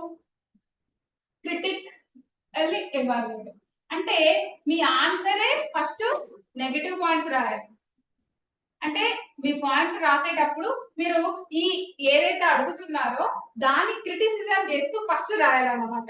ఇప్పుడు మనం అనాలిసిస్ అన్నారనుకోండి, డిస్కస్ అన్నారనుకోండి, జనరల్ గా మనం ఏం రాస్తాం? పాజిటివ్స్ రాస్తాం. కానీ ఎప్పుడైతే క్రిటికల్లీ ఎవాల్యుయేట్, క్రిటికల్లీ అసెస్ ఇలా క్వశ్చన్ అడిగినప్పుడు మనం ఫస్ట్ దాంట్లో ఉన్న నెగటివ్స్ ఏంటి రాయాలి. అంటే ఫర్ ఎగ్జాంపుల్ ఈ క్వశ్చన్ ఉంది, ఇది కూడా మంచి ఇంపాక్ట్ క్వశ్చన్ కదా. Adoption of PPP model for infrastructural development of the country has not been free of criticism. Critically discuss, మరి డిస్కస్ అంటే మనం రాస్తాం కదా పాజిటివ్స్ నెగటివ్స్ అని రాస్తాం, మళ్ళీ క్రిటికల్లీ ఎందుకు కదా? క్వశ్చన్ డౌట్ రావాలి కదా మనకి. Critically discuss the pros and cons of the model. Critical లేదంటే అదొక క్వశ్చన్. లేదంటే critically evaluate the impact of economic liberalization on income inequality in India. ఇక్కడ ఏం చేయాలంటే మనకు పీపీపీ మోడల్ అంటే తెలుసు కదా అందరికి. ఏంటంటే పీపీపీ మోడల్ అంటే పబ్లిక్ ప్రైవేట్ పార్ట్నర్షిప్. సో ఎందుకు మనం పీపీపీ మోడల్ కి వెళ్ళాల్సి వస్తుంది?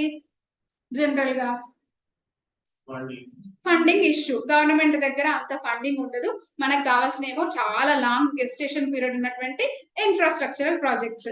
ఇప్పుడు మనం మెట్రో తీసుకోండి, అలా కాకుండా ట్రైన్స్ కానీ ఎయిర్పోర్ట్స్ కానీ గవర్నమెంట్ ఎక్కడి నుంచి తీసుకొస్తుంది. సో వీ నీడ్ ఇద్దరం కలిసి పార్ట్నర్షిప్ చేస్తే అది బెస్ట్ కదా. సో దట్ మనకు కావాల్సిన నీడ్స్ ని మనం ఫుల్ఫిల్ చేసుకోవచ్చు. కానీ చాలా మంది పీపీపీని క్రిటిసైజ్ చేస్తారు. ఎందుకు క్రిటిసైజ్ చేస్తారు? Profit motive. మీకు తెలుసా జిఎంఆర్ వాళ్ళు ఎయిర్పోర్ట్, ఎప్పుడైనా ఎయిర్పోర్ట్ కి వెళ్ళి మన టిఫిన్ తిన్నారా అండి? బ్రేక్ఫాస్ట్ చేసిరా? కాస్ట్ ఎంత ఉంటుందండి ఒక ఇడ్లీ ప్లేట్? నాకు తెలియదు, ఈ మధ్య నేను ఎయిర్పోర్ట్ కి వెళ్ళలేదు, but I use to be. చెప్పండి ఎంత ఉంటుంది? ఎంత ఉంటుందమ్మా? ఎంత ఉంటుంది ఒక ప్లేట్ ఇడ్లీ? ఎంత ఉంటుంది మనకి ఇక్కడైతే? ఎంత ఉంటుంది చెప్పండి పోనీ? 30 రూపీస్ హార్డ్లీ. మీరు ఎయిర్పోర్ట్ కి వెళ్ళి ఒక ప్లేట్ ఇడ్లీ తినండి, ఎంత ఉంటుందో కాస్ట్? ఎవరైనా ఉన్నారా ఆన్లైన్ లో? ఎయిర్పోర్ట్ లో తెలుసా ఎంత ఉంటుందో? మినిమం ఒక 200 ఉండొచ్చు ఈజీగా. It's common, you know, it's hi fi. 200 to 300. Yes, నేను వెళ్ళినప్పుడు అయితే మరి 150 మరి అప్పటికి ఇప్పటికి అయి ఉండొచ్చు, మరి 200 300 కామన్ ఉండొచ్చు. Yes, it's true. మరి ఇప్పుడు గవర్నమెంట్ ఏమైనా రేషనలైజ్ చేసిందా? ఎందుకు మీరు మల్టీ స్పెషాలిటీ హాస్పిటల్కి వెళ్ళండి, వెళ్తే మన ఫీజు ఎంత ఉంటుందండి? మామూలుగా కన్సల్టేషన్ ఫీ ఎంత ఉంటుంది? ఎంత ఉంటుందండి? ఒక మల్టీ స్పెషాలిటీ హాస్పిటల్కి వెళ్తే ఎంత ఉంటుందండి? ఈజీగా 600 500 అబౌవ్ ఉంటుంది కదా. బట్ జనరల్ గా మనం వేరే నార్మల్ సింపుల్ హాస్పిటల్కి వెళ్తే ఎంత ఉంటుంది? 150 100, అంతకన్నా ఎక్కువైతే ఛార్జ్ అయ్యారు కదా. ఇది 4th 5th 6th ఇంకా చెప్పాలంటే కొంతమంది 1000 రూపీస్ కూడా పెట్టిన వాళ్ళు ఉన్నారు. ఇక మరి ఏ స్పెషాలిటీ దేవుడు చూడక ముందుకే 1000 రూపాయలు కడతాం, మళ్ళీ వెళ్ళిన తర్వాత ఎన్ని టెస్ట్ రాస్తారో తెలియదు. That is about health. పక్కకు పెట్టండి, ఇప్పుడు మనం పీపీపీ మనం ఇన్ఫ్రాస్ట్రక్చర్ గురించి మాట్లాడుతున్నాం. ఓకేనా? సో ఏమైతుందంటే మీరు జిఎంఆర్ గానీ గురించి మనం చూస్తే ఎయిర్పోర్ట్స్ అన్ని అలాగే ఇచ్చారు కదా. సో చాలా మంది క్రిటిసైజ్ చేశారు. ఒక్కోసారి ఇప్పుడు వాళ్ళకి ఆ ఎయిర్పోర్ట్ కన్స్ట్రక్షన్ తో పాటు ల్యాండ్ కూడా చాలా తక్కువగా ఇచ్చేసారండి ధరకి. మీకు తెలుసో తెలియదు. ఈవెన్ అలాంటి క్రిటిసిజం అనేది అన్ని ఇప్పుడు మనం ఇక్కడ రాయాలి. ఫస్ట్ క్రిటికల్లీ డిస్కస్ అంటే ఇక్కడ పీపీపీ వల్ల చాలా మంది అనుకుంటారు పాజిటివ్ గానే, కానీ నువ్వు క్రిటికల్లీ డిస్కస్ అన్నప్పుడు దీంట్లో ఈ మోడల్లో కొన్ని సమస్యలు ఉన్నాయి. ఏ సమస్యలు ఉన్నాయో అవి మనం రాయాలి. లూప్ హోల్స్ ఉంటాయి కదా, ప్రతి ప్రోగ్రామ్ లో ఏవో లూప్ హోల్స్ ఉంటాయి, డ్రాబ్యాక్స్ ఉంటాయి. ఆ డ్రాబ్యాక్స్ ని మనం ఫస్ట్ రాయాలి ఇక్కడ. అర్థమవుతుందా? అర్థమవుతుందా? మరి అందుకే డిస్కస్ కి క్రిటికల్లీ డిస్కస్ కి తేడా ఏంటంటే, ఏదైతే మనం టాపిక్ ఇచ్చారో ఆ టాపిక్ రిలేటెడ్ ఉన్న లూప్ హోల్స్ కానీ, ఓకేనా, డ్రాబ్యాక్స్ కానీ, షార్ట్స్ అంటే ఏమంటారు షార్టేజెస్ ఉంటాయి కదా, ఈ మోడల్ లో ఉన్నటువంటి సమస్యలు, ఆ ఇష్యూస్ ఏవైతే క్రిటిసిజం ఉంటుందో అది మనం ఫస్ట్ రాయాలి. జనరల్ గా ఇలా ఇచ్చినప్పుడు ఆ క్రిటికల్లీ అన్నప్పుడు మనం 70% ఆఫ్ ద పాయింట్స్ మనం ఇవే నెగిటివ్ రాస్తాము, 30% ఏమో పాజిటివ్ రాస్తాం. అంటే ఎంత నువ్వు చెప్పినా కూడా దీంట్లో కూడా ప్రాబ్లం ఉంది. అంటే నువ్వు చెప్తున్నావు కదా క్రిటికల్ గా డిస్కస్ చేయనప్పుడు, నువ్వు ఇందులో ఉన్న షార్ట్స్ డ్రాబ్యాక్స్ చెప్తున్నావు, కానీ దీనికి కూడా ఇప్పుడు మళ్ళీ దాంట్లో కూడా క్రిటిసిజం నెగిటివ్స్ ఇస్తాయి. ఏంటంటే నువ్వు ఇది చెప్తున్నావు కానీ ఇంకో విషయం చెప్పాలా, దీని వల్ల పాజిటివ్స్ కూడా ఉన్నాయి బాబు అని చెప్తావు అన్నమాట. అర్థమవుతుందా? లూప్ లో లూప్ లాగా ఉంది, కాకపోతే అంతకంతే. ఒకటి గుర్తు పెట్టుకోవాలంటే, ఎప్పుడైనా క్రిటికల్లీ అని క్వశ్చన్ వస్తే ఫస్ట్ నెగిటివ్ పాయింట్స్ రాయండి, తర్వాత పాజిటివ్ రాయండి, అంతే.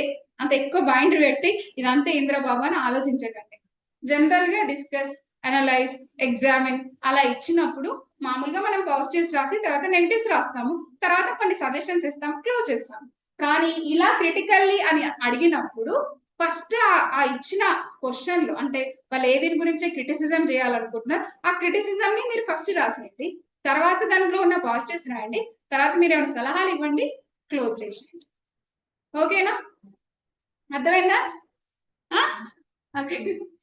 ఓకే.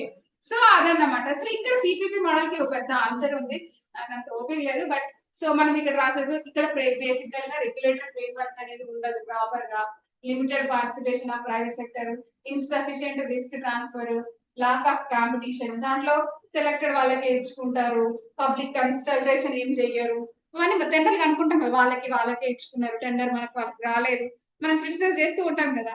అంటే ఆ మోడల్లో ఉన్న లూప్ హోల్స్ ని మనం ఫస్ట్ రాస్తాం, తర్వాత సజెషన్స్, అంటే లేదు దీని వల్ల ఏమవుతుంది, ఫైనాన్సింగ్ సపోర్ట్ వస్తుంది కదా, మనం అంతా పాయింట్ టైం కి వాళ్ళు కంప్లీట్ చేస్తారు. వీళ్ళు ప్రైవేట్ వాళ్ళు వచ్చిరంటే మనం ఒక పాయింట్ చెప్పాలి ఎప్పుడు, ఏం చెప్పాలి, ఎక్స్పర్టైజ్. అంటే వాళ్ళకి ఎప్పుడు టైం లిమిట్ ఉంటది, మనం పబ్లిక్ లో అయితే చల్తా హై అటిట్యూడ్ ఉంటది, మన దగ్గర ప్రైవేట్ వాళ్ళు వచ్చిరంటే పరిగెత్తిస్తారు, అయిందా అయిందా. ఒక ప్రైవేట్ కంపెనీలో వర్క్ చేసి చూడండి, అదే ఒక పబ్లిక్ ఆర్గనైజేషన్ కి వచ్చి చూడండి, ప్రైవేట్ లో డెడ్ లైన్స్ ఉంటాయి, పోయావా లేవా నువ్వు, నాకు 9 to 6 కదా టైం ఇచ్చిర్రు అంటే చేసి పో అంటాడు వాడు, ఏమన్నాడు. అదే నువ్వు గవర్నమెంట్ లో నా 6 అయిపోయింది, నా టైం అయిపోయిందని వెళ్ళిపోతావు, కానీ ప్రైవేట్ లో అలా చేయలేవు కదా.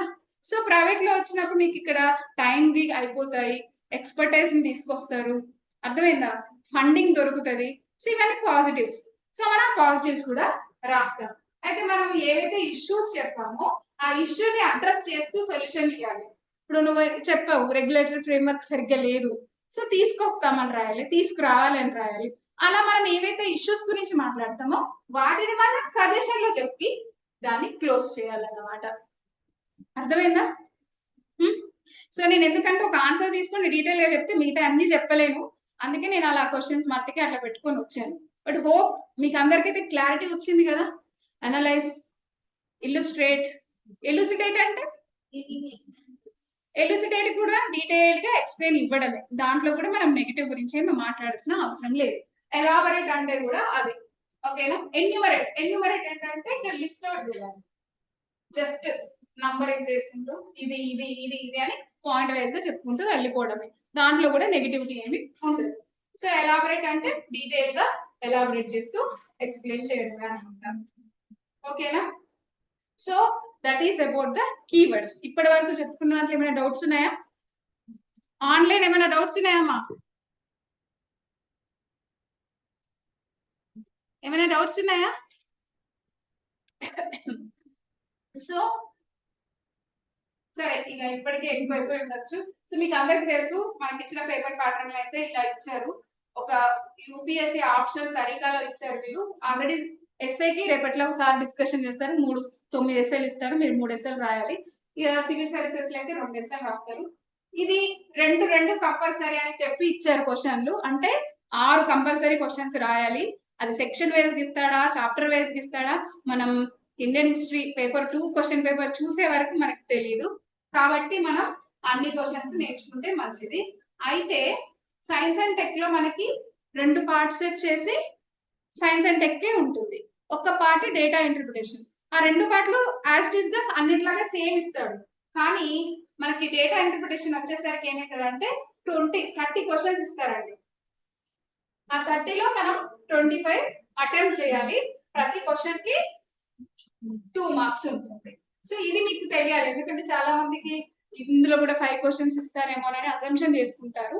బట్ డేటా మనకి 5th పేపర్ లో మాత్రం సెక్షన్ 1 to నార్మల్ గానే ఉంటుంది. సెక్షన్ 3 మాత్రం డేటా ఇంటర్ప్రిటేషన్ కాబట్టి ఇందులో మనకి 30 క్వశ్చన్స్ ఇస్తారు. అందులో 5 క్వశ్చన్స్ మనకి 6 ఆప్షన్ ఉంటుంది. బట్ మీరు 25 రాయాలి. అంటే 25 into 2 50. మరి క్వశ్చన్స్ స్టాండర్డ్ ఎట్లా ఇస్తాడో తెలియదు. వాళ్ళు ఏమైనా శాంపుల్ క్వశ్చన్ పేపర్ రిలీజ్ చేస్తే బాగుంటుంది. పాతయ్య చూసుకుంటే యాక్చువల్ గా పాతయ్య కూడా 2 మార్క్స్ ఇచ్చారు. మీరు చూసారా పాతయ్య papers? Data interpretation question paper చూసారా? పాత దాంట్లో కూడా అట్లనే ఉన్నాయి. ఒకసారి మనం దాని గురించి నేను ఏమైనా చూస్తే పాసిబుల్ అయితే వీడియో. ఓకేనా? So daily answer writing practice. So ఇప్పటి నుంచి డైలీ ఆన్సర్ రైటింగ్ ప్రాక్టీస్. మీరు 120 డేస్ ఉన్నాయి. మీరు ప్రాపర్ గా క్యాలిక్యులేట్ చేసుకుంటే వీక్కి ఒక్క సెక్షన్ అంటే 5 చాప్టర్లు కంప్లీట్ చేసుకోవాలి. 5 చాప్టర్లు అంటే డైలీ మినిమం ఒక 5 to 7 at least minimum 5 questions daily practice చేయాలి. డైలీ ప్రాక్టీస్ చేస్తూ వెళ్తే ఈజీగా మనం మీరు సర్వీస్ కొట్టడానికి ఎక్కువ స్కోప్ ఉంటుంది. 3 సెక్షన్స్ 180 minutes కదండి. సో 1 hour కి 60 minutes. ఎన్ని క్వశ్చన్ రాయాలి? 5. సో ఎన్ని వర్డ్స్? మీరు 200 అని చెప్పారు మనకి, కాబట్టి కొంచెం సేఫే. మనకు ఉన్నది 12 minutes. ఒక క్వశ్చన్ ని మీరు 12 minutes లో రాయాలి. 200 వర్డ్స్ ఉండేటట్టు చూసుకోవాలి. ఫస్ట్ లాజిక్ ఏంటి? Focus on the content. Next time management. ఇవి కనుక మీరు ఫాలో అయితే మీరే టాప్. Any doubts? సో చాలా మందికి ఇనర్షియా ఉంటుంది. ఎవరికైనా ఉంటుంది inertia or resistance. Okay, physics లో వెళ్తే ఇనర్షియా అంతే కదా. సో రెసిస్టెన్స్ అనేది మంచిది. అలా అని అట్లనే ఉంటే కష్టం, అక్కడే ఉండిపోతాం. వస్తువులాగే మనం కూడా అక్కడే ఉండిపోతాం. సో ఏంటంటే ఫస్ట్ రాసినప్పుడు అరే నాకు సరిగ్గా ఆన్సర్ రావట్లేదని భయం, ఒక రకమైన ఫీలింగ్ వస్తుంది. అది ఎట్లున్నా మొత్తం అంటే దిద్దే ప్రతి ఫ్యాకల్టీకి ఐడియా ఉంటుంది ఏంటంటే they are in the starting stage అని అందరికీ తెలుస్తుంది. ఎవరు మిమ్మల్ని జడ్జ్ చేయరు. ఓకేనా? మనం నేర్చుకునేటప్పుడు కింద చిన్నప్పుడు కూడా మనం నడకప్పుడు కూడా మనం పడిపోయి ఉంటాం చాలా సార్లు. కానీ మనల్ని జడ్జ్ చేస్తున్నారా వీళ్ళు అని మనం ఎప్పుడు చూసుంటాం చిన్నప్పుడు. కానీ పెద్ద అయ్యాకే కాన్షియస్నెస్ ఎక్కువ వచ్చేస్తుంది. అరే వీళ్ళు చూస్తారా మనల్ని, మన ఆన్సర్ చూసి సార్ నవ్వుతారా మేడం నవ్వుతారా అని మనకు ఒక ఫీలింగ్స్ వస్తాయి. కానీ స్టార్ట్ చేసేటప్పుడు ప్రతి ఒక్కరూ ఫేస్ చేస్తారు ఆ ప్రాబ్లం.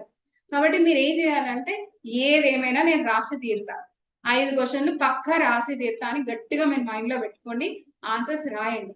ఆ రాసిన తర్వాత ఒక 4 days 5 days రాసిన తర్వాత మీలో తెలియకుండానే కాన్ఫిడెన్స్ అనేది బిల్డ్ అవుతుంది. ఒక 1 week కాకపోతే 2 వారాలకి, 2 వారాలు కాకపోతే 3, 1 month అయితే తర్వాత అయితే మార్పు అయితే వస్తుంది. రాదు అనేది అనకండి, మార్పు అనేది కాన్స్టెంట్. ఓకేనా? సో మేము మన Shantalakshmi IAS academy test series అనేది గ్రూప్ 1 కి ఆల్రెడీ స్టార్ట్ చేసి ఉంది. బట్ కొత్తగా ఇప్పుడైతే ఎవరైనా జాయిన్ అవ్వాలనుకుంటే వాళ్ళకి మేము 17th నుంచి స్టార్ట్ చేస్తున్నాము. షెడ్యూల్ ని కూడా రేపు ఎల్లుండి రిలీజ్ చేస్తాము. అది ఫాలో అవుతూ కన్సిస్టెంట్ గా మీరు ప్రిపేర్ అవ్వండి. అసలు పాసిబుల్ అనేది అయితే లైఫ్ లో అయితే ఏం లేదు, ఇంపాసిబుల్ అనేది లేదు. మీరు మీ ఎఫర్ట్ ని జెన్యూన్ గా పెట్టండి, ఆటోమేటిక్ గా అవుట్కమ్ అదే వస్తుంది. ఒక్కటి ఈ 4 నెలలు మీరు పెట్టాల్సింది ఏంటంటే ఒకటే మైండ్ లో పెట్టుకోండి, నేను కర్మ చేస్తా, ఫలితం గురించి ఆలోచించా. ఎందుకంటే ఎప్పుడైనా మీరు ఫలితం గురించి ఆలోచించడం మొదలు పెడితే కర్మ సరిగ్గా చేయలేరు. ఏది కర్మ ఫలితం అంటే మీరు చేసే డ్యూటీ. ఈ రోజు 5 క్వశ్చన్ రాయాలంటే దీని మీదనే ఫోకస్ చేయండి. నాకు ఈ సిలబస్ అంతా అవుతుందా, నేను వాళ్ళతో కంపీట్ అవుతానా, వాళ్ళ ఆన్సర్లు ద బెస్ట్ ఉన్నాయి, నాకన్నా ముందు స్టార్ట్ చేసిర్రు, వాళ్ళకి ఎక్కువ మార్క్స్ వస్తాయి, అట్లవన్నీ వద్దు. అసలు ఈ ఎగ్జామ్ కి ఇప్పుడు ఈ 4 నెలలు ఎవరు కరెక్ట్ గా టైం ని వాడతారో వాళ్ళే విజేతలు అవుతారు. ఎందుకంటే మనం తాబేలు కుందేలు టాటా స్టోరీ విన్నాం కదా, అది కూల్ గా ఉందంటే కథం టాటా ఐజే తీసుకెళ్తుంది. సో ఎవరైతే కన్సిస్టెంట్ గా ఎఫర్ట్ ఈ 4 నెలలు ఖచ్చితంగా పెడతారో వాళ్ళు తప్పకుండా విజయం సాధిస్తారు. ఓకేనా? సో ఇంకేమైనా ఉన్నాయమ్మా డౌట్స్? ఆన్లైన్ ఎలా ఉంది సెషన్? ఓకేనా? Is it fruitful? హోప్ఫుల్ మీకు అందరికి ఇన్పుట్స్ అయితే వచ్చినాయి అనుకుంటున్నాను నేనైతే. ఓకేనా? సో ఆన్లైన్ ఏమైనా డౌట్స్ ఉన్నాయా? Any doubts?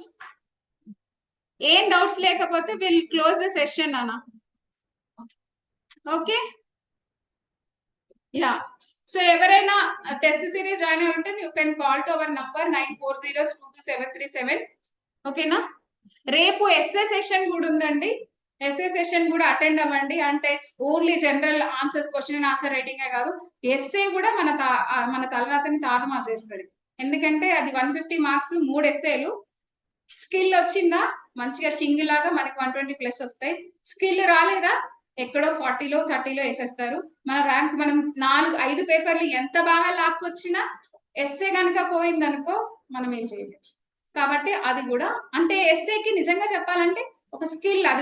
అది కూడా ప్రాక్టీస్. అంటే డైలీ ఆన్సర్ రైటింగ్ చేస్తారు కాబట్టి వీక్లీ ఎస్ఏ ప్రాక్టీస్ చేస్తే సరిపోతుంది.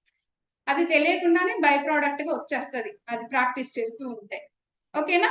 సో అందరు కూడా ఒకవేళ ఎస్ఏ సెషన్ కావాలనుకున్న వాళ్ళు కూడా రేపు మళ్ళీ ఈ సెషన్ వినండి, ఎస్ఏ సెషన్ కూడా. Okay, so will meet again tomorrow. Okay, నేను ఇక్కడ ఆపేస్తున్నానండి. ఆన్లైన్ ఇంకేం డౌట్స్ లేవు కదా? Yeah, okay.